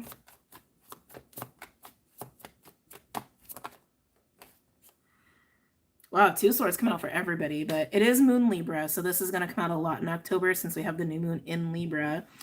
Yeah, again, I feel like you are meant to question traditional black and white, this is the right way, this is how it's always been done. And again, some of you, this is leaning into like institutions and societal expectations as well. Yeah, the 2 of Swords there. This is questioning the Hierophant. This is feeling like resistant to the Hierophant. Bubby. Oh. I got you. Sorry, he just slipped. Hold on a second.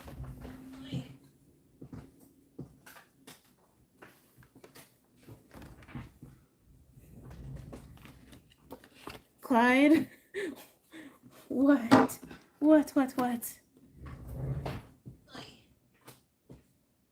Okay. Bubby. I fed you. I gave you attention. We're almost done, Virgo. We're almost done. We're not done with your reading yet. I don't know. He's very restless tonight. Obviously, you guys can tell if you've been here the whole time. You know he's been restless the whole time. Do you just want a little rubs? There you go. He's got really bad arthritis, so sometimes his legs will from under him, and so he did slip a little bit. All right, let's come back here.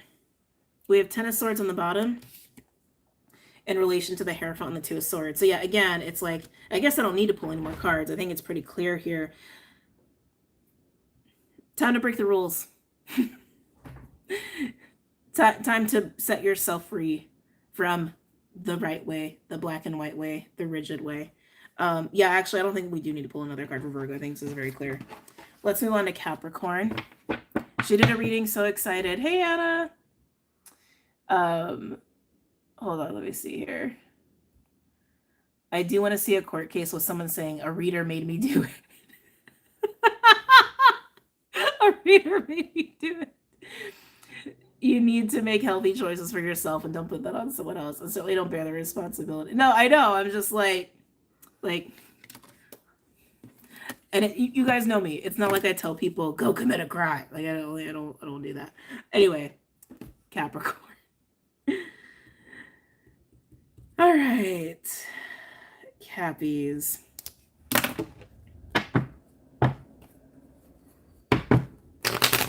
Last but not least, I feel for you, Clyde. I know every time that happens, like his legs kind of like, oh, it just makes me feel really bad. Capricorn.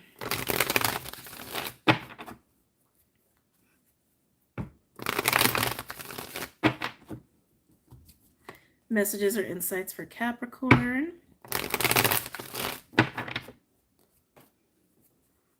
October. Capricorns, you may already be thinking about your birthday. I'm already getting like December for you. Hold on.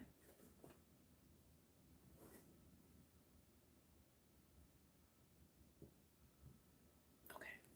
I didn't know what he was going to do. He was walking in circles. All right. You may already be thinking about your birthday. I am getting December vibes.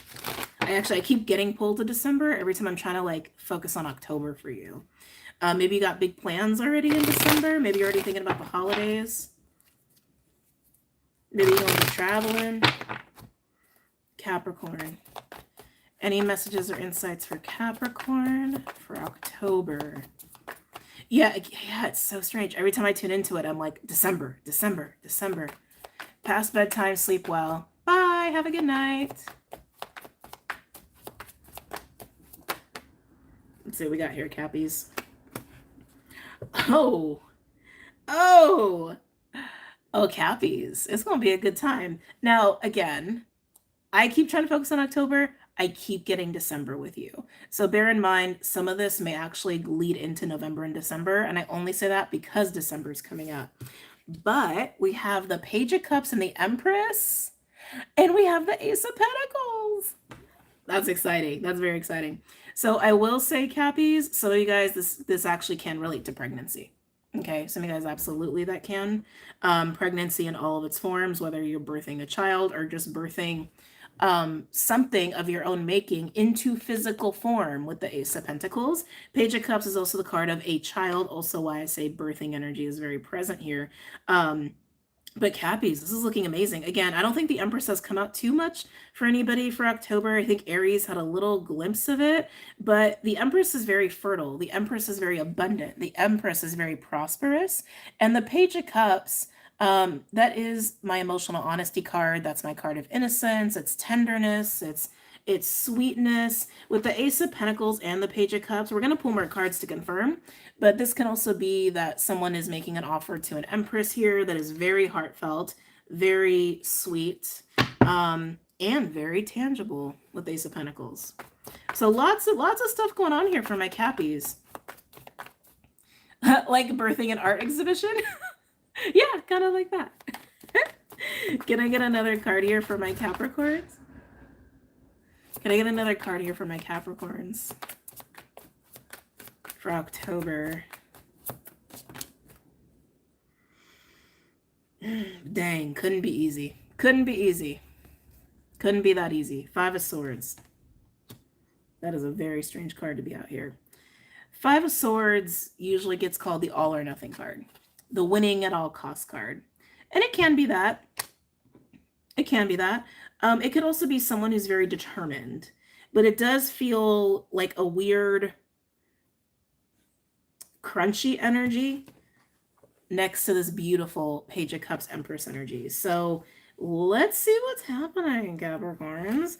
Tell me about the Page of Cups. We're going to start there. Tell me about the Page of Cups for Capricorn for October.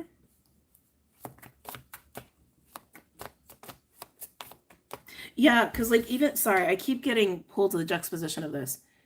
This is your first card with the Empress in between these two. The Five of Swords and the Page of Cups are like opposites of each other. Page of Cups is open, it's vulnerable, it's tender, it's sweet, it's poetic, it's artsy, it's innocent. The Five of Swords is determined. It's I will win, I must win. Sometimes it's even a guarded energy. Sometimes it's just a straight up ego card. I think it's Venus Aquarius, if I'm not mistaken. It's like complete opposite. Let's get into this. Tell me about the Page of Cups for Capricorn for October. Tell me about the Page of Cups for Capricorn for October. Interesting. Come here. We have the Knight of Pentacles. So again, bodes really well, especially with the Ace of Pentacles on the bottom. Again, if there's like pregnancy going on here, I feel like the Knight of Pentacles is also confirming that. The reason I say that is because the Knight of Pentacles, while the Knight of Pentacles is predictable, is reliable, it's your right hand, will always show up, even if it's in a slow manner, always has integrity. The Knight of Pentacles also plants the seed, tends to the seed of the pentacle itself, and landing on the Child card next to the Empress that would, well, grow the seed, right? I do feel like it is confirming some of that for you, for some. So just be mindful. If you don't want that, you're adults. Do what you got to do to make sure that don't happen, especially depending on where you are in the world, right? In terms of options of dealing with something like that. But this can also be seeding something that you just want to bring into your life, like a business, like an investment, like a home, like a friendship, like a connection, a relationship, a project. It could even just be seeding that. It doesn't have to be an actual human being, but that energy is here. The energy is very fertile. I'm gonna say that. The energy is very fertile in your reading, whatever you are seeding, whatever you are tending to, whatever you're cultivating, especially with another person. Okay? Can I get a card for the Empress for Capricorn?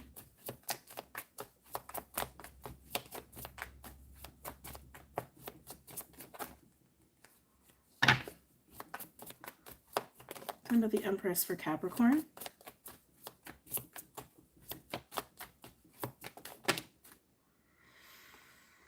Oh, Cappy, it was looking so good. Damn. So Capricorns, I will say, there's something is really promising here. Even if you're just doing this for yourself. Delilah, thank you for the 99 cents. Thank you. Appreciate you. So Capricorns, whether this is something you're seeding or cultivating, creating for yourself, or this is something you're doing with another person here, it seems like there is some shadow creeping in to make this harder than it needs to be. Okay. So clarifying the Empress, literally the epitome of divine feminine, of abundance, of prosperity, of fertility, the good life, essentially being in a good position and receiving. We have the Two of Swords, the Six of Cups, and the Seven of Swords. This is letting the past creep in and create doubt. This is letting the past creep in and make you question, make you wonder, make you question yourself, potentially question another person if you're doing this with another person. Now, I will say if there is some sort of like literal pregnancy here, it could definitely be a shock. It could be a shock, and it could actually put you into some very difficult feelings, which I think, especially with something you weren't planning for, that's totally valid. That's a very complicated situation to be in. But with the Six of Cups and the Seven of Swords, it really does feel like just straight shadow. It does. It feels like straight shadow, making you question yourself or questioning what you're wanting to do or questioning another person. Okay. And that could even be flipped or reversed. And I think that's why the Five of Swords is out here. So let's go ahead and take a peek at that. Thank you for the space and messages from Spirit. Sending lots of love to you and Clyde everywhere. Oh, thank you. Thank you. All right, Five of Swords.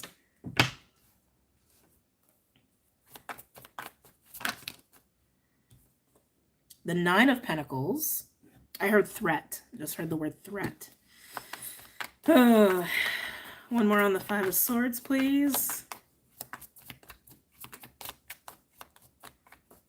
Capricorn, some of you guys, this is coming down to literally what's going to give you the most independence and freedom, no matter what you're seeding, no matter what you're cultivating, even if it's an accidental pregnancy, okay? Or if it's a business or a project or a friendship, then this coming out here and hearing the word threat, the Nine of Pentacles is independence. Nine of Pentacles is feeling financially secure, feeling confident, feeling really good on your own.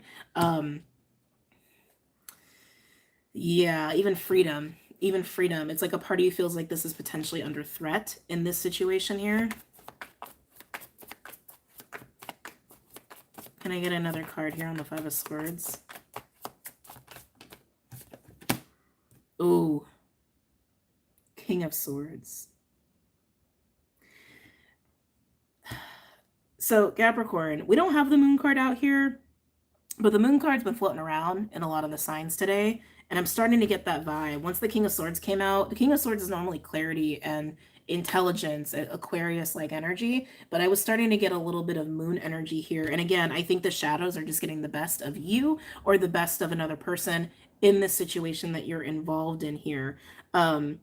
This is literally giving me, ooh, but I like ease. Ooh, I like independence. Ooh, I like my freedom. Ooh, I like my singlehood, if that's the case for some of you guys. Or, ooh, I like where I'm already at. Do I want to take the risk and go for something else? Do I want to take the risk and try to create something different or invest this pentacle, this money, this time, energy, resources into something new entirely? It's very much like that. Which, you know, if you're content, you're content, but I don't think you are content, because why would you want to be planting the seed if you were content? Just looking what's underneath this. Yikes. Oh, yeah, Cappy, this definitely involves another person.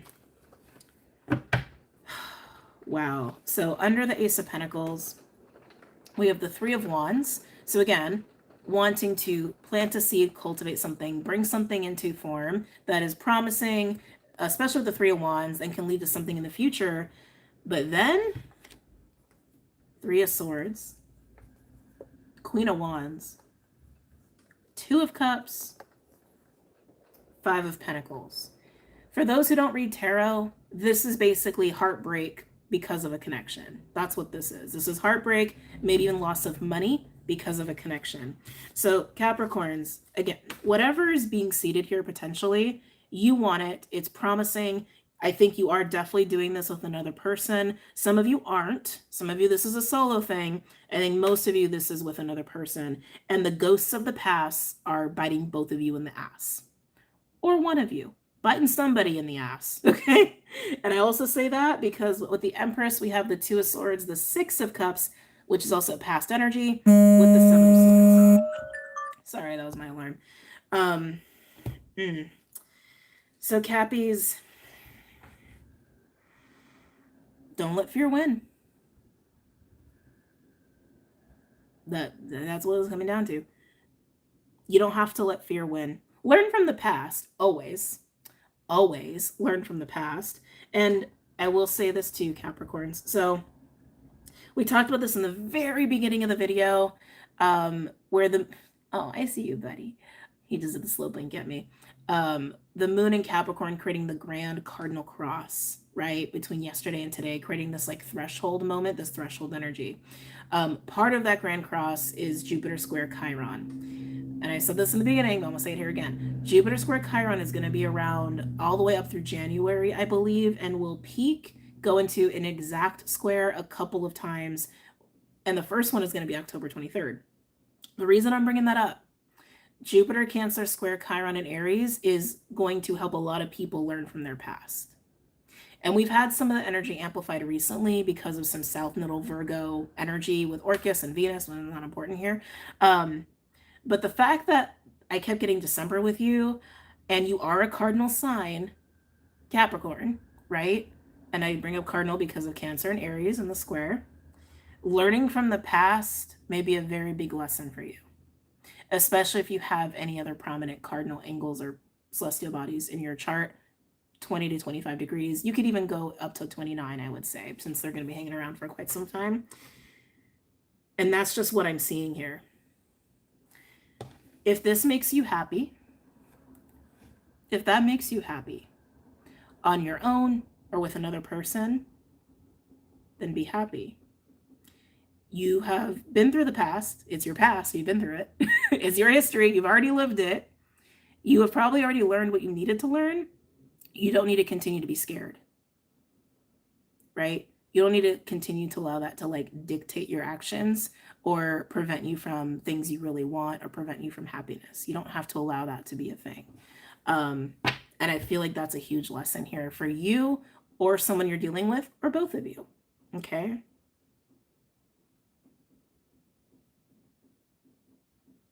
Yeah. I want to get one more on the Five of Swords here. One more on the Five of Swords for Capricorn.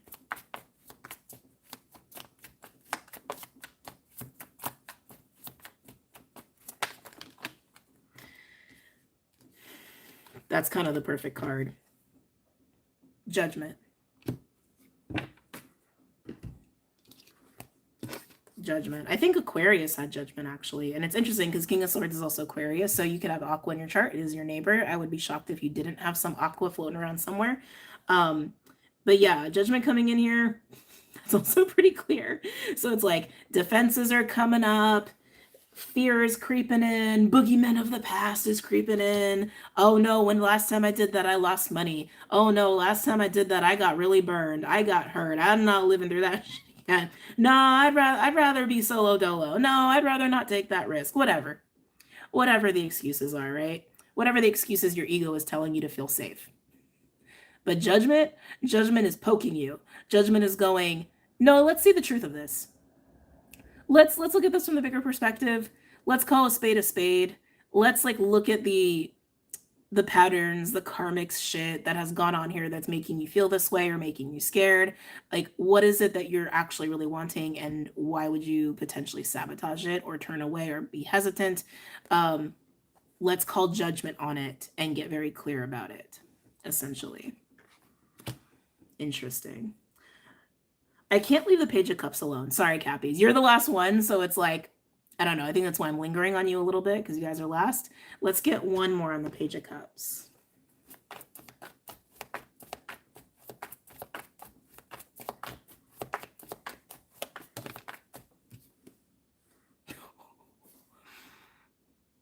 The Tower. Oh. Really? Page of Cups, Knight of Pentacles, and the Tower. So remember when I said the Knight of Pentacles with the Page of Cups, Ace of Pentacles still at the bottom, with the Empress, that's definitely like planting a seed, right? That's procreative, that's gestational, that's let's plant a seed, let's cultivate it, let's build some shit, right? Whether you're doing it by yourself or another person. The Tower indicates that something about this is unexpected or a little bit of a surprise. So the surprise in this could be like a surprise pregnancy, like I mentioned before, which I was getting very strong vibes for some of you, so just be careful there. And we'll do whatever you want. You're an adult. You don't need me to tell you what to do. But some of you, this could even be like a surprise opportunity to cultivate something, to seed something, to build something that you would really want, that is also something you have fertile ground for to do and to make a reality. But again, I just see shadows and boogeymen of the past here creeping in on that. But yeah, some of you, this is actually coming by way of a surprising opportunity. And sometimes when we're caught off guard, even by good things, sometimes that makes the walls come up, right? Sometimes that makes our system go, oh shit, ooh, really? Haven't really thought about that. I don't know. You know? Let's see. I've been more excited about being a Cap before. Yeah. All right, guys, those are the October reads. I don't know if I'll be doing like monthlies moving forward. I'm, no promises. This was just like, I was feeling it. It was an alignment. So I hopped on and I did it for you guys. How far are we into this live? 3 hours and 20 minutes. I'm just about to hop off. But I will put up the timestamps. Lately, I've noticed that with YouTube, like going live, a lot of times lately, it won't even start processing the video until like a day later versus immediately. So if the timestamps aren't like populating in the little like chapters section, I guess give it a couple days. I don't know what you do. But I am gonna put up the timestamps. But yeah, I'm gonna go. Take care. Have a great night. And I keep getting mixed up on the days. I suddenly thought it was Monday, and earlier I thought it was Saturday. It's Wednesday. Does not feel like Wednesday. Yeah, I'm gonna hop off. Take care. Have a great night, and see you guys later.